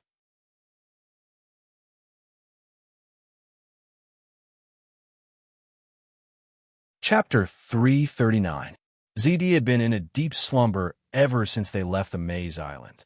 In order to wake ZD up, the young man led the survivors to find the sapphire golden coffin. In the deep-sea monster fish, the sapphire golden coffin was used as the core to set up the jade liquid magic array. However, even though the jade liquid healed the wounds on her body, ZD showed no signs of waking up. The young man was puzzled and helpless. However, the young man did not give up on waking ZD up. He joined the Empire as a pirate and planned to use the Empire's channels to exchange for rare items to wake the girl up. In fact, when facing the Life Church's bishop, the young man had even thought of asking for help. The young man did not expect ZD to wake up at this time. "My lord," ZD called out to the young man softly. Her body staggered, and she had to hold on to the wall to stabilize herself. She had just woken up, and her face was pale. She frowned and was in a terrible state. However, she still emphasized, "Don't bring Blue Charm out of the sapphire golden coffin." ZD. The young man immediately put Blue Charm aside and walked forward to hold the girl's arm. Looking into the girl's amethyst-like eyes, the young man asked with concern, "What's wrong? How can I help you?" ZD, however, gave a muffled groan. Unable to support herself, she fell into the youth's embrace. Her eyes lost focus as a large amount of memories flashed through her mind. These were the memories of the ghost when it was alive. It turned out that ZD had practiced necromancy spells, and her soul had the ability to devour other souls. The ghost was in a terrible state. After touching her soul, not only did it not devour the girl's soul, it was devoured by the girl's soul instead. The reason why ZD was unconscious was because her soul was injured. Using soul crystals to heal and recuperate was the right way. However, the feathered serpent's soul in the sapphire golden coffin had stolen almost all of the soul crystal's power, causing ZD to be unconscious. However, after devouring the specter ship's ghost, ZD's soul was greatly nourished, and she immediately woke up. However, soul devouring was not like soul crystals. Soul crystals were soul crystals that had been refined and purified. They were extremely pure. Soul devouring not only increased the foundation of one's soul, but also a large amount of memories. These memories were like an unending tide that washed over the girl's heart. Soon, ZD fainted again.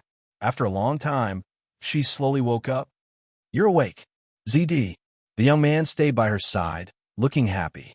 When ZD saw the young man, she immediately felt a strong sense of security and warmth. Beside the young man stood Song-Su. Song-Su smiled at her. "I didn't expect the ship ghost to turn into a spirit.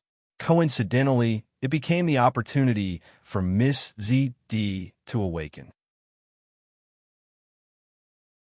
When he self-detonated on the battlefield, I had my suspicions and used necromancy magic to investigate. Unfortunately, the situation at the time was too urgent for me to investigate in detail.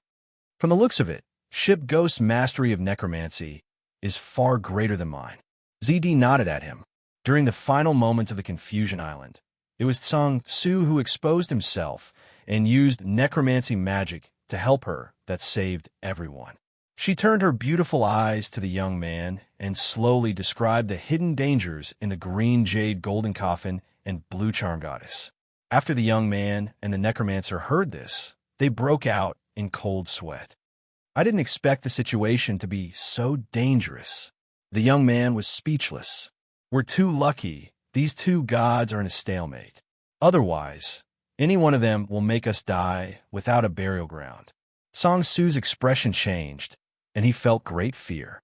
The core cabin fell into silence. The three of them had ugly expressions. These two gods were like two bombs that could explode at any time. If they did, they would not be able to escape. The difference in strength between them was too great. Our trouble has gotten bigger. The young man sighed and broke the silence. To be honest, he did not want to bring back a goddess.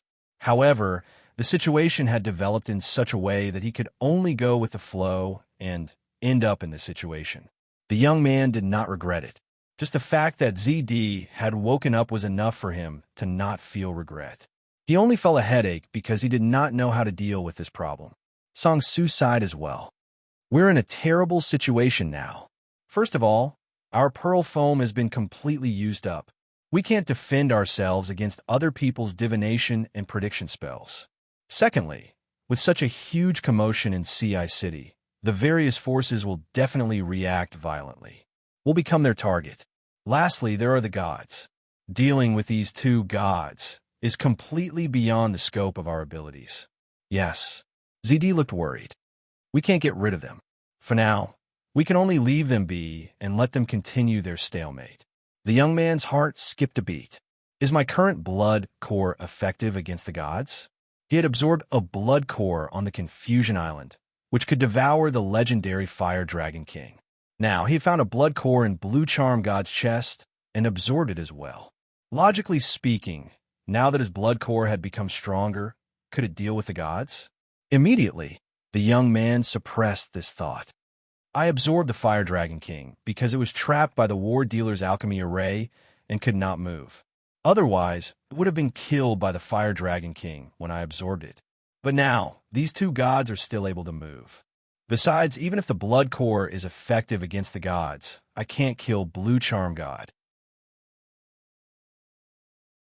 Once Blue Charm God completely fell, who could provide divine power to the fairy tale of the mermaid?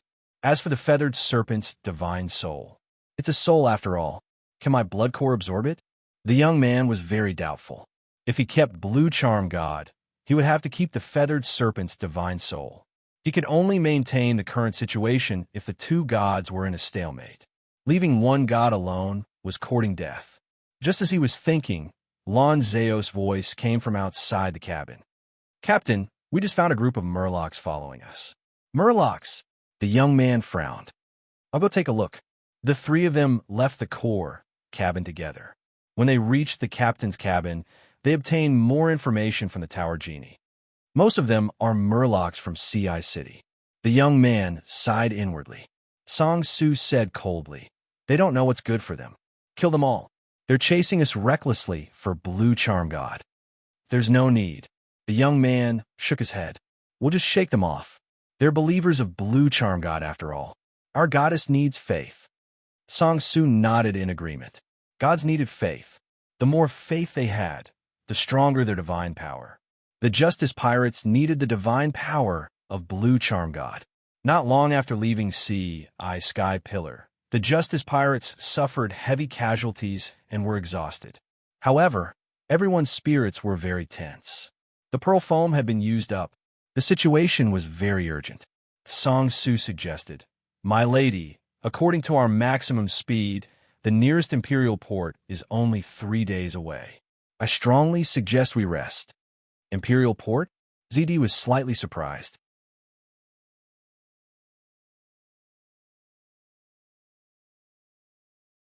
Chapter 340.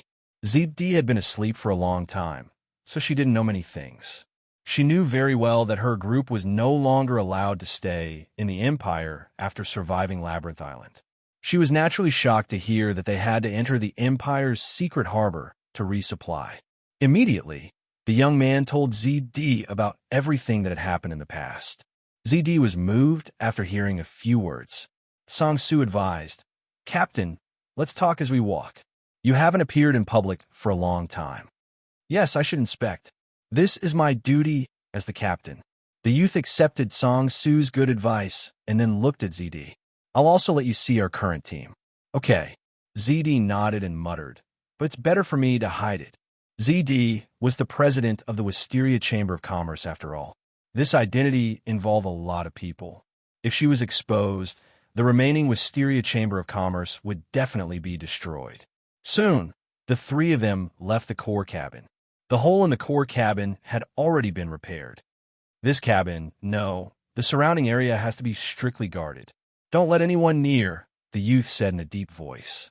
ZD had already put on a mask. No matter how much we increase the defense, it's not excessive. But I suggest that we minimize the number of living guards. We should use the Tower Genie to make some alchemy puppets. As far as I know, the war traffickers have a lot of puppet blueprints, many of which are quite high-end. I also remember that we also took a batch of valuable alchemy materials from Labyrinth Island. These materials are very high-end. ZD's words made the other two's eyes light up. The girl had more authority than the youth. Previously, in the Alchemy Central Tower, she had communicated with the Tower Genie and learned about many treasures in the Tower Genie's memories. The youth didn't know about this. Sang-Soo nodded. That's a good idea. The loyalty of living people is hard to guarantee, and the secrets here should be kept as secret as possible. Do you have gold-grade puppet blueprints? ZD, of course. In fact, there are more than 10 Saint-grade puppet blueprints. But for now, we should try our best to create silver and gold rank puppets. The youth frowned. The cooperation of the Tower Genie and the alchemy puppet, combined with the sturdy cabin and narrow passageways, can indeed form a strong and tight defense. We can also supply the materials for puppets, but who can make them? Obviously, going through the Empire would not work. Sang-Soo and ZD were only at Black Iron rank. Although they both dabbled in alchemy, the former was best at making soul crystals, while the latter was best at making potions. Their life rating was relatively low, so the possibility of them creating silver or gold puppets was close to zero. Sang-Soo said, as far as I know, there are dwarves and goblins on the lava continent who are proficient in the creation of puppets. ZD said, there are many alchemists in the Shungming continent, and the Wisteria Chamber of Commerce knows how to contact many of them. However, it was not easy to move them. Wait, maybe he can do it. ZD said the name of an alchemist called Fu Zhu. He was seriously injured, and his strength was not at its peak. He used to be in the limelight, but now he was in dire straits. We have the green liquid made from the sapphire gold coffin and soul crystals. Whether it's physical or spiritual injuries, they have powerful healing abilities. ZD pondered. Maybe we can use this to recruit him. We can try in the future. The youth nodded. They really needed an alchemist. Sang-Soo had actually mentioned this to the youth a long time ago. The youth first went to the belly of the ship. There used to be a huge hole here, but it had been repaired now. There were also 3 alchemy puppets that were reinforcing it. One of their arms was holding a steel bar, while the other was holding a gun barrel. The inside and outside of the gun barrel were engraved with an alchemy array. After it was activated, it consumed the alchemy puppet's magic power to create a scarlet burning ray. The ray moved steadily left and right or up and down. Soon, the alchemy puppet welded a few strips of steel to their original places and reinforced it again. Drops of seawater still seeped in through the cracks at the edge of the hole. The deep-sea monster was sailing in the sea at its maximum speed. The water pressure was very high, so it was normal for some seawater to seep in. In the Battle of the Eye of the Sea, the defensive arrays on the surface of the deep-sea monster were destroyed. At present, it is estimated that the fastest repair of the magic shield will take at least 5 days. Sang-Soo sounded worried. This is our weakest point. A lot of magic materials were needed to repair these arrays. In addition, a large amount of steel, wood, screws, and so on needed to be replenished. In order to repair the big hole, these conventional reserves were almost used up. If there's time, we'll tear down and rebuild this piece. ZD observed for a moment and frowned slightly. This piece in front of us is just an emergency measure. Judging from the structure, it's not stable. Sang-Soo shrugged. There's nothing we can do. We lack hard copper, so we can only use steel as a temporary substitute as the main material of the basic structure. At this point, Sang-Soo looked at the young Murloc again. Also, the magic power pool of the deep-sea monster is also alarmed. We need a large number of elemental crystal stones to convert magic power and increase our magic power reserves. The battle with the Frost Shadow Giant consumed most of their magic power, driving the alchemy puppet for maintenance, and during the maintenance process also consumed magic power. In fact, since coming out of the Confusion Island, the magic power pool of the deep-sea monster had only been replenished a few times. It was impossible for ZD and Sang-Soo to instill magic power manually. They were only at the black iron level and had too little magic power. Not to mention the young Murloc who had just embarked on the path of magic cultivation. The pure elements condensed in the elemental crystal stones could be converted into magic power. There was a set of conversion equipment with excellent performance on the deep-sea monster. It had been preserved in the battle and was in quite good condition. Compared to it, many other devices were not so lucky. Leaving here, the three of them came to the cabins where the wounded were gathered. Captain, Dragon, Master, seeing the young Murloc, the members of the righteous pirates hesitated. Thus, under everyone's gaze, the young Murloc activated his blood core and transformed from Murloc form to Dragonborn form. Immediately, the gazes of the wounded changed, and their expressions relaxed one after another. On the battlefield, the scene of the young Murloc carrying Blue Charm God and escaping into the deep-sea monster was seen by many people. Sang-Soo had already revealed the young Murloc's identity in advance to mentally prepare these people. Take care of your wounds. Our journey won't be peaceful from now on. The young Dragonborn did not explain his abilities in detail. There was no need to. Being mysterious like this would make others feel that he was powerful. This was very good for the stability of the entire pirate group. The members of the pirate group were in awe of the Dragonborn captain. At the same time, they were curious about the new mage who had appeared beside the captain. Some of the old people who had survived the Mystique Island secretly discovered ZD's identity, but they did not make it public. We've used all our healing scrolls and potions, but some of the wounded have serious injuries, such as broken limbs. Limb Rebirth is a gold-level divine spell. Fortunately, these people's conditions are basically stable, Sang-Soo reported. The young Dragonborn sighed softly in a sad tone. We've suffered heavy casualties this time. Indeed, after this battle, the righteous pirates had lost 10% of their members. The original 10 pirate ships were almost completely destroyed. Only Deep-Sea Monster had escaped. At the end of the inspection of the wounded, the three of them saw Zhong-Ge. The Sandow was guarding him. Gold level? Sensing Zhong-Ji's weak aura, ZD was surprised. Sang-Soo shook his head with a serious expression. His situation is the most serious. After the young Dragonborn checked, his expression also became serious. So it's a conflict of bloodlines. Zhong-Ge was a half-beastman. At this time, there were two bloodlines in his body that were in conflict. One was the human bloodline, the other was the beast bloodline. And these two bloodlines were of relatively high grades. Therefore, the conflict caused was more intense and irreconcilable. Sang-Soo said in a deep voice, Zhong-Ge must have faced the danger of death in battle. So his bloodline awakened and instantly broke through to the gold level. His awakened beast bloodline is fighting against the more concentrated human bloodline. His situation is 100 times more dangerous than the big guy. The big guy's human bloodline was very ordinary and could be easily overthrown by the awakened giant bloodline. But the half-beastman's bloodline, although the human bloodline was lower, was more concentrated. The beast bloodline had just awakened and was of a higher grade, but less concentrated. The two were in a stalemate, using the half-beastman's body as a battlefield to compete and kill. Tricky, very tricky.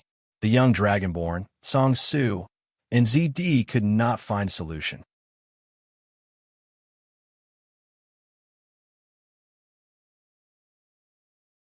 Chapter 341. The three of them left Zhong-Ji's cabin. There's good news. Sang-Soo received a report from his subordinates. The Empire has responded. They agreed to let us go to Knife Point Town to rest. The young fishman nodded. Going to the Empire's secret port to rest was not something that could be done directly. Because they were pirates, and it was a secret mission, every supply was kept secret as much as possible. It was arranged by the Empire to reduce the chances of contact between the pirates that were secretly recruited by the Empire. Did we mention our request to the Empire? How did the Empire respond? The young man asked. Song Su replied, "We don't have much contribution left. This time we need to turn in some of the supplies on the ship in exchange for the supplies we need. The Empire is urgently allocating the specific requirements for our supply and has promised to at least meet most of them." The young man nodded again. This good news slightly eased his heavy mood. Knife Point Town was the closest town to the eye of the Sky Pillar Sea. It did not belong to the Shengming continent, but was located on Knife Mountain Island. Knife Mountain Island was isolated in the sea and was secretly controlled by the Empire. There were 2 harbors on the island, of which the harbor in Knife Point Town was secretly built 2 or 3 years ago, mainly to cooperate with the Empire's secret mission. If there were other pirates in Knife Point Town resupplying, it would be troublesome. The Justice Pirates would most likely be queued for 5 or 6 days before they were allowed to enter the harbor to resupply. According to the estimation of the young man, Song Su, and the others, after 5 or 6 days, what happened in the eye of the Sky Pillar Sea would be completely spread. 3 days was not enough for the major forces to know. During the final inspection, the 3 of them saw Zhang Jin again. Zhang Jin was hidden in a metal coffin, and the coffin was embedded in the wall. The surface was smooth like a square brick.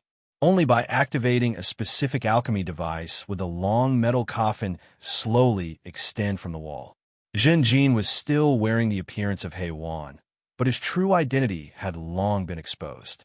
The only successor of the 100 Needles clan had his eyes closed, motionless, and his breath was extremely weak. With every breath, his chest barely rose and fell. He was now in a deep sleep. This kind of slumber did not only affect the body, but also the soul. It was a combination of the alchemy device in the deep-sea monster fish and Song Su's necromancy spell that resulted in the imprisonment state. Seeing Zhang Jin, the young man, the young girl, and Song Su all had complicated expressions on their faces. "We're lucky that we didn't injure him in the Battle of the Sea." The young merman sighed. He didn't have a good impression of Zhang Jin, but that didn't affect Zhang Jin's value. The entire Justice Pirates needed to use Zhang Jin to help them negotiate with the Patriarch of the 100 Needles Patriarch and try to contact the top officials of the Empire to get rid of their crimes. There's a contact point for the Wisteria Chamber of Commerce on Blade Mountain Island. When I get there, I'll use this channel to contact the 100 Needles Patriarch. It's just that I don't have much confidence in this channel now. ZD sighed. The young man's and Song Su's faces darkened. As soon as they left Fog Island, they had 2 divine artifacts in their hands and had to kill Scab and the Flame Dragon King. So their original plan was to contact the top officials and hand over the spoils to get rid of their crimes. But now, they had more than just 2 divine artifacts. They also had to do with 2 gods. Among them, Blue Charm Goddess was the enemy of the Empire's gods. Even though it was unintentional, the trouble they had caused had become even bigger. Could a gold-level Viscount, the Patriarch of the 100 Needles Patriarch, who was suppressed to the point of suffocation, really help them get rid of their crimes? In any case, the Patriarch of the 100 Needles Patriarch will never give up his only family heir. Song Su's tone was indifferent. "Try your best." The young merman sighed. "The most important thing right now is to go to Sharp Knife Harbor to rest. I hope everything goes well." The Justice Pirates were now in a bad situation. They needed to replenish a lot of supplies, some of which were alchemy materials, and some of which were potions and scrolls. Many of them were wounded and in need of further treatment. ZD also needed to contact the 100 Needles Patriarch. The deep-sea monster fish moved quickly in the sea. They had completely shaken off the Murlocs in the Sea Eye City and escaped with Blue Charm Goddess. Soon, these Murlocs would have to run away too. This was a matter of gods. The storm caused by the Sky Pillar Seas, I was too big. The major forces would definitely take action. However, the information needed time to spread, and the Sky Pillar Seas, I was relatively remote. It would take some time for the major forces to react. The young merman's inspection stabilized the morale. The reserves in the deep-sea monster fish's mana pool were more than enough to go to Sharp Knife Town. However, on the second day after leaving the sea eye pillar, the deep-sea monster fish encountered a problem. The alchemy array used to create air was broken. The alchemy puppets couldn't do the repair work. It required manual labor. It required an alchemist to use a special line pen and seepage fluid to outline and repair a specific part of the array. Even if Song Su and ZD worked together, it would take a week to repair it. As a last resort, the deep-sea monster fish had to float to the surface of the sea every once in a while to take a large-scale breath. This undoubtedly slowed down the speed of the Justice Pirates. Fortunately, on the second night, they entered the ocean currents. The ocean currents were water currents that flowed in a fixed direction. With the help of the ocean currents, the deep-sea monster fish was faster and consumed less mana. It was precisely taking the ocean currents into consideration that Song Su was confident that they could reach Sharp Knife Harbor within 3 days. Because the Justice Pirates weren't the only ones who benefited from the ocean currents. With the help of the ocean currents, a fixed route on the sea would often be formed. On the third day, ships repeatedly appeared above the deep-sea monster fish's head. Some are trading ships, some are naval warships, and some are pirate ships. The increasing number of ships also caused some trouble for the Justice Pirates. They needed to take a breath, and every time the deep-sea monster fish floated to the surface of the sea, there was a danger of exposure. Fortunately, the magic device in the deep-sea monster fish was powerful and had a wide detection range. This allowed the deep-sea monster fish to avoid the surrounding ships every time it took a breath. It wasn't discovered by others. When they were about to reach Knife Mountain Island, the Tower Spirit sent a message to the young merman. There was a battle on the sea 3 nautical miles away. 3 trading ships were being attacked by a pirate group, and the situation was very critical. The captain of the trading ship was using a magic device to frantically send out a distress signal. Just in time, "We need a ship to deceive people," the young man immediately ordered, and the deep-sea monster fish slightly changed its direction. When they sensed the battlefield, the battle was already over. One of the 3 trading ships was sinking, and the other 2 were taken over by the pirates. The young merman dived under the sea and suddenly jumped out onto the deck. "Enemy attack. Don't panic, it's just a merman. Damn it, it's a silver-level merman. Come and save me, ugh." The young merman stirred up a bloody storm on the deck. "Stop, damn merman, let me fight you." The pirate captain swung to the front of the young merman through the rope. He held a scimitar in his hand, exposing his long-haired, black-haired chest. His face was full of murderous intent as he grinned hideously. "I'll cut you into sashimi with my scimitar." Whoosh!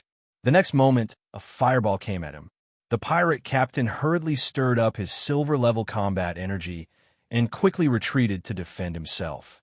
The fireball exploded, and the pirate captain's face was covered in dust. He was flustered and exasperated. "Damn it, there's still a mage. Find him quickly." There were still magic waves left, but when the first mate led the pirates to the casting site, ZD was already far away. She hid behind a pile of wooden barrels at the back of the deck and looked at her hand in disbelief. "Just now, how did I do it? It was like an instant cast."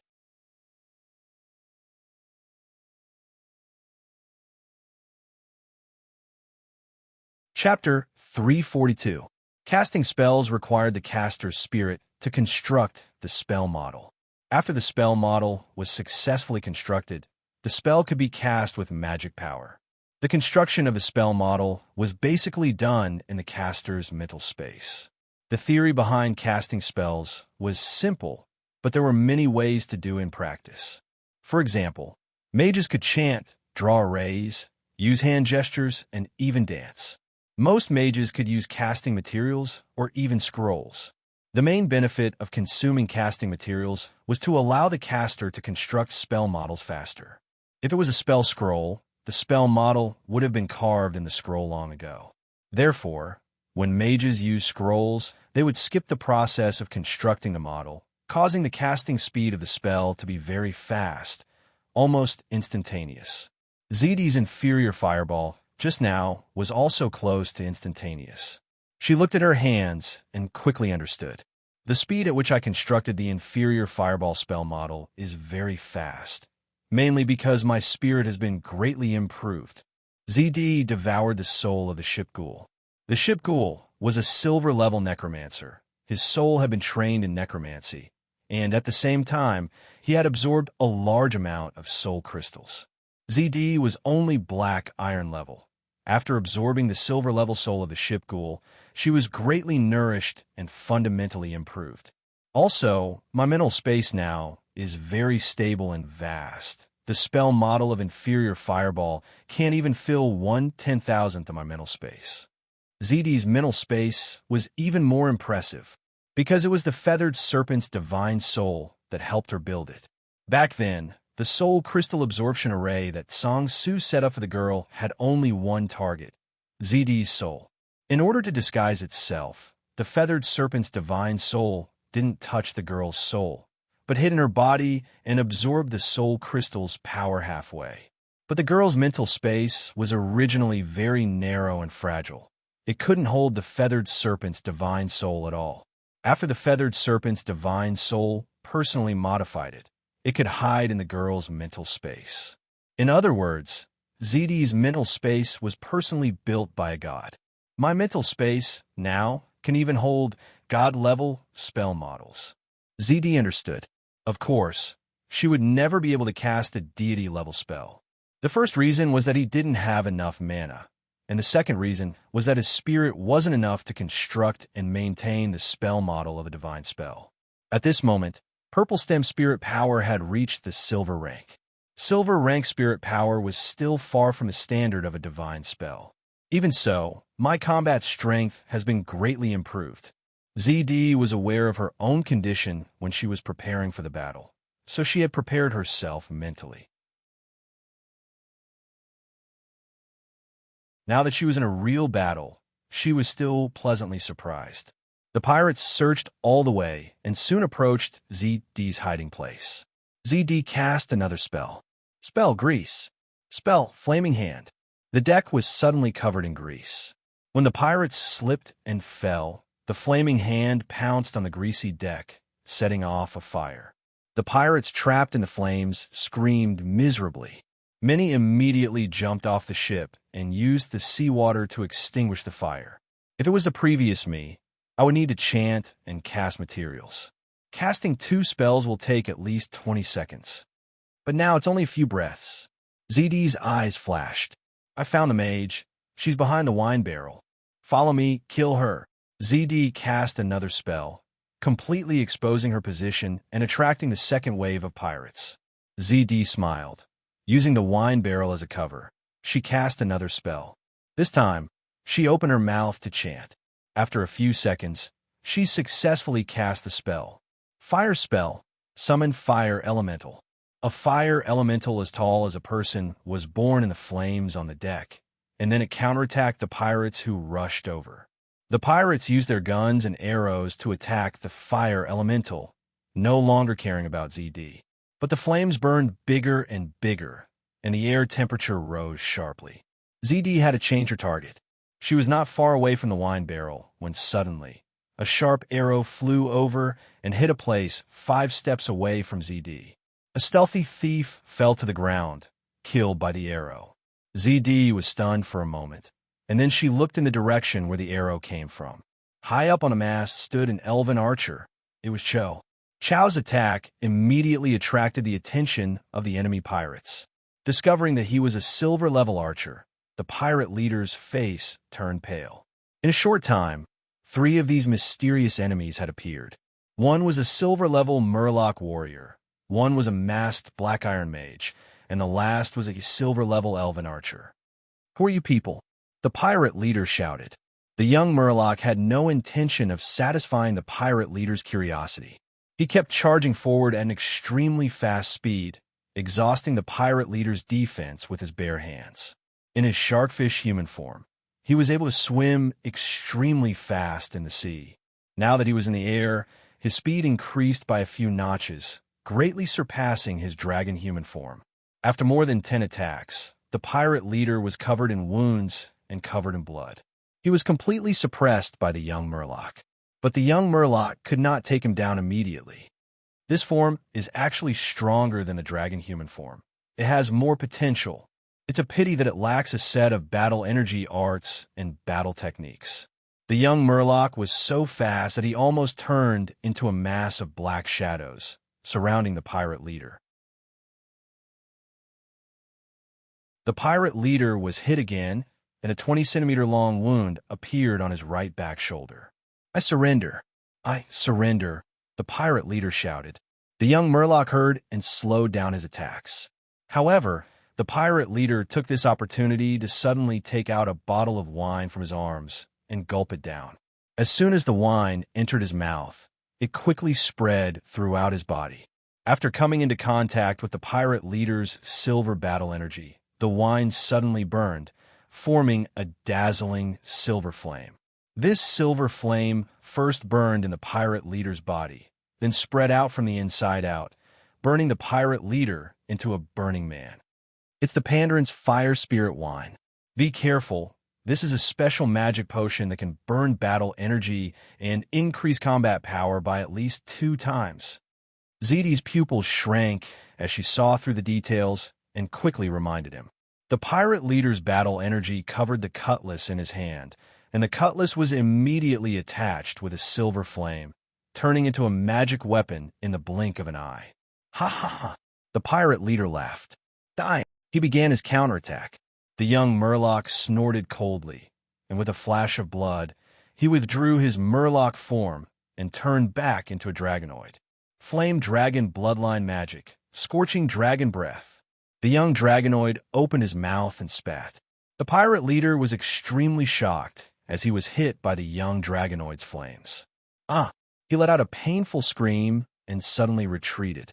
The young dragonoid walked forward slowly, and at the same time his head turned, adjusting the direction of the dragon breath so that the dragon breath would always cover the pirate leader.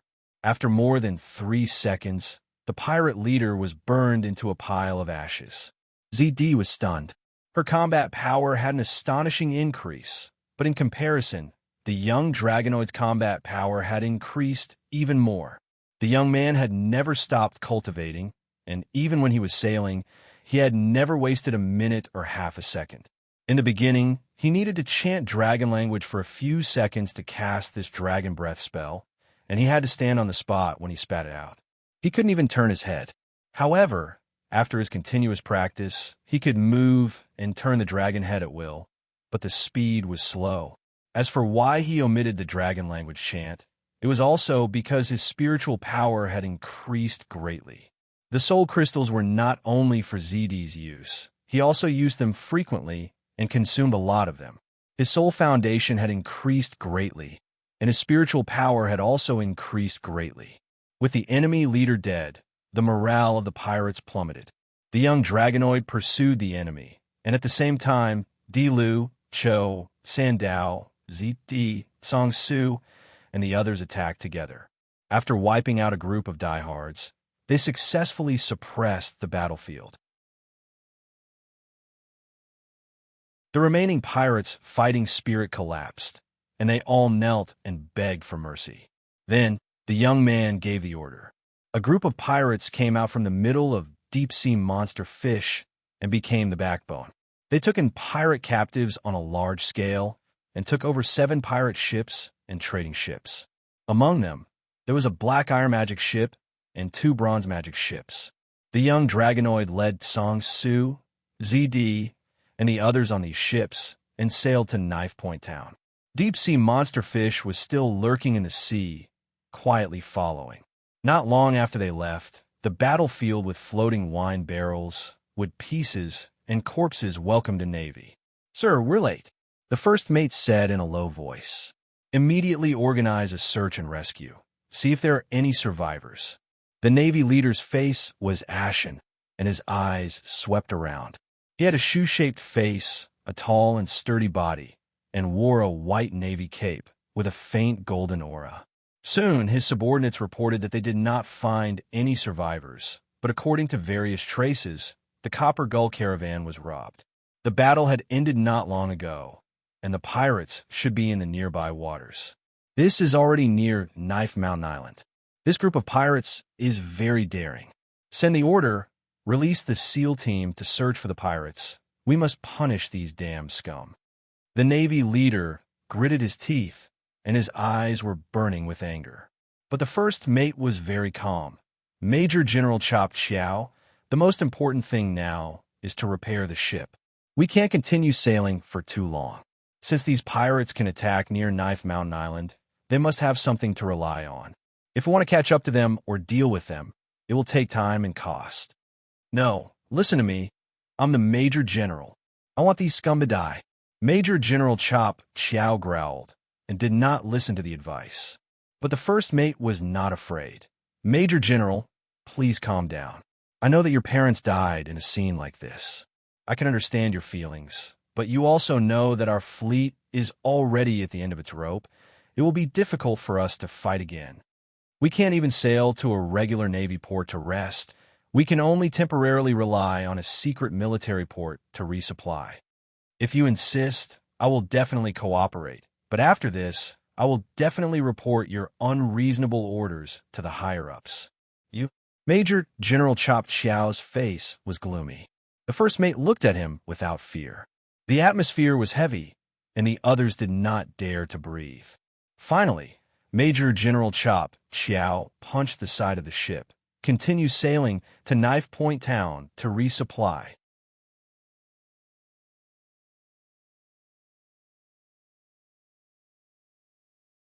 Chapter 343.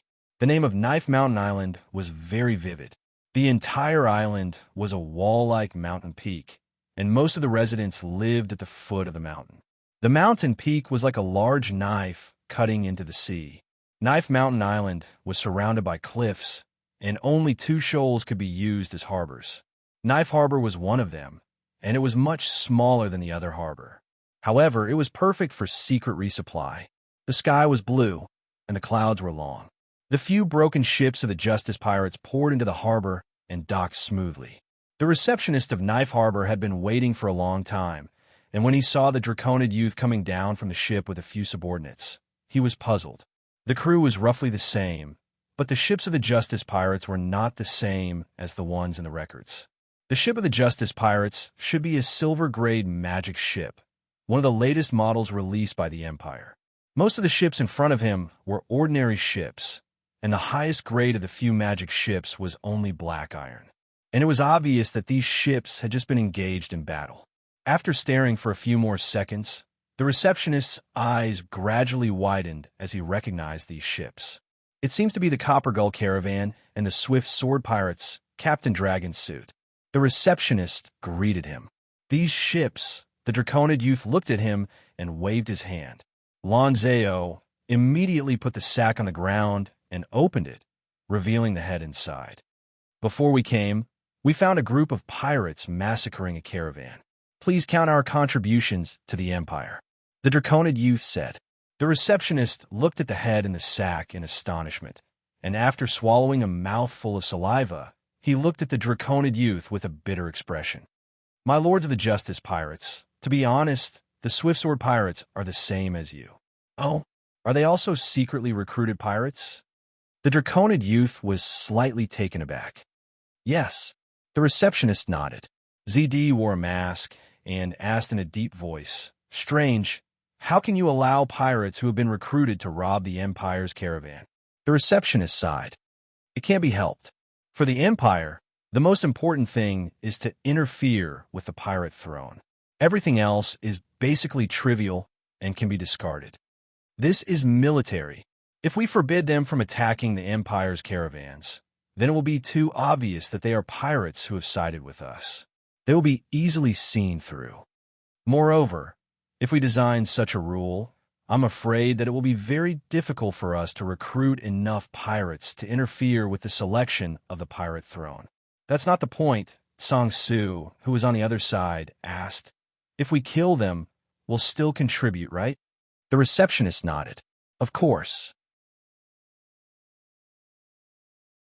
The identities of the pirates we recruit are all confidential, so we don't know each other. Therefore, since you've killed the Swift Blade Pirates, your contribution points will naturally be calculated according to normal circumstances. Let's talk inside, the Draconid youth urged. Yes, yes. Sirs, please come this way. The receptionist led everyone to the dock. Lonzeo gave the sacks to the Imperial agents in the dock, along with several large boxes of various resources. Most of these resources were obtained from Bewilderment Island, and a small portion was from the establishment of the pirate group. Song Su, ZD, Fat Tongue, and the others made a choice after careful consideration. They tried their best to sell what they did not need for the time, being in exchange for enough urgently needed resources. The receptionist was aware of the situation.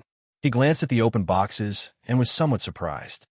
Your group's harvest is really great. There was not a single soul crystal inside, and only a little of the many high-end alchemy resources obtained from Bewilderment Island had been put in. I also sold some of the ships I brought this time, the Draconid youth said. What about the list? The receptionist hurriedly handed over a scroll. ZD sized up the scroll with a curious and probing gaze. Regardless of whether it was the Draconid youth or Song Su, everyone was familiar with using the scroll again. Naturally, the scroll contained the latest exchange list. Song Su was the second to read it. After reading it, he exhaled and relaxed slightly. Not bad. The list in the hands of the Justice Pirates was from the last issue. Compared to the latest exchange list, there were definitely changes. However, these changes were minor and did not affect the youth's and the others' plans. They only needed to make some slight changes. Let me take a look. ZD was the third to take the scroll. She was a mage, so it was easy for her to manipulate this. The Draconid youth, Song Su, and the others discussed for a while and finalized the exchange list. Wait a minute, what is this scroll?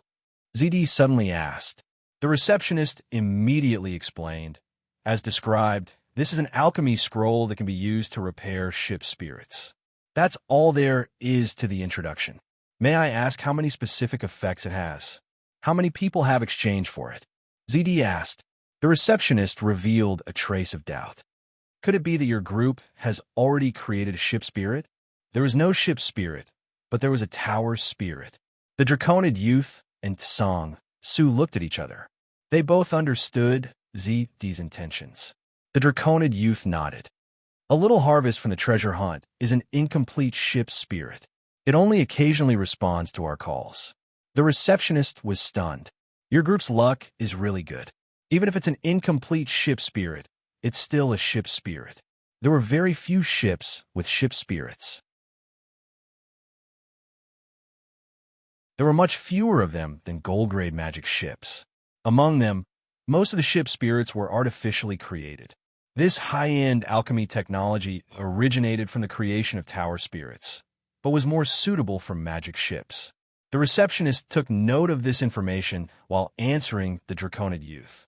I'm not too sure about the specific effects of this batch of scrolls. In fact, even if it's the same scroll, the effects will be different when used on different ship spirits. To truly repair a ship spirit, I strongly recommend that your group raise the level of authority. Currently, if the Justice Pirates' level of authority is raised by 1 level, they will be able to invite high-level craftsmen from the Empire to help. Alchemy scrolls were like potions, and high-level alchemists were like doctors. The illness of a ship spirit's injury was, of course, the specific situation, and the specific treatment would be better. Alchemy scrolls were equivalent to universal panaceas and did not target specific conditions. The Draconid youth shook his head slightly. According to our plan, we will raise the level of authority next time. Let's talk about these scrolls. Is there any other information? The receptionist took the heavy bag of money and smiled. I'm not too sure about the specific effects of these alchemy scrolls, but I know who made them. Who is it? The receptionist smiled, but did not answer. Song Su understood and immediately took out a small bag of money from his bosom and handed it directly to the receptionist. The receptionist took it grandly, waited, and then put it back in his bosom with satisfaction. Tucker of the Steel Pound family. The Draconid youth frowned slightly. Tucker? An unfamiliar name, but he knew the Steel Pound family. This was the Empire's top family, and the current patriarch was Grand Duke Steel Armor. His strength was on the same level as the Shengming Emperor, and he was a living god. Song Su's pupils contracted slightly. ZD muttered, "If it's him." Song Su saw the Draconid youth's puzzled expression and took the initiative to explain. "Captain, Tucker is a genius with an extremely high concentration of the Steel Pound bloodline. He's a sanctuary-level alchemist. He's still very young, only 45 years old. What he's best at is the creation of tower spirits and ship spirits. Since this kind of ship spirit repair scroll was made by him, we can only look forward to its effects." The receptionist smiled and continued, "There should be many people who have the same idea as you. At least there were 20 of these scrolls at the beginning. Now there are only 6 left." ZD looked at the Draconid youth. "Captain, I suggest we buy one of these scrolls." The Draconid youth was already tempted. He thought for a moment and nodded. "Okay, let's do that." In this way, the previous exchange plan would have to be changed greatly. The exchange price for such a ship spirit repair scroll was very high. According to the situation of the Justice Pirates, there was only enough for one. After a moment of discussion, everyone decided on a new exchange plan. The ship spirit repair scroll was the largest part of the expenditure. In addition, there were a small number of alchemy materials covering low, medium, and high-end, a large number of traditional materials, and some conventional combat consumables, such as potions, scrolls, cannonballs, arrows, and so on. Finally, there were some training materials, such as the Earth-type resources needed by the big guy. After the receptionist received the plan and confirmed it, he immediately said that 2/3 of the exchange content could be completed on the spot, but the remaining 1/3 would take 3 days. "Then let's wait 3 days." The Draconid youth nodded, but he was secretly frowning. 3 days was a bit long. The longer it dragged on, the greater the possibility of their side being exposed. Don't forget, they no longer had pearl foam at this moment. However, they still had to wait. It did take time to repair the ship. During this period, it was also necessary to use the coastline to secretly completely repair deep-sea monster fish. With these materials, it will only take 1 day and 1 night to completely repair deep-sea monster fish. At that time, we'll see the specific situation. The Draconid youth had a plan. As long as deep-sea monster fish was repaired, they would be ready to escape at any time. "You're really here?" At this moment, a team of Marines suddenly broke into the dock. "Pirates, Humph!" The leading Marine Rear Admiral held a long-handled broadsword and glared at the youth and others. "Arrest them all." You're tuning in to the Warrior Lore YouTube channel. Don't forget to subscribe and join us on this journey to catch the most captivating stories.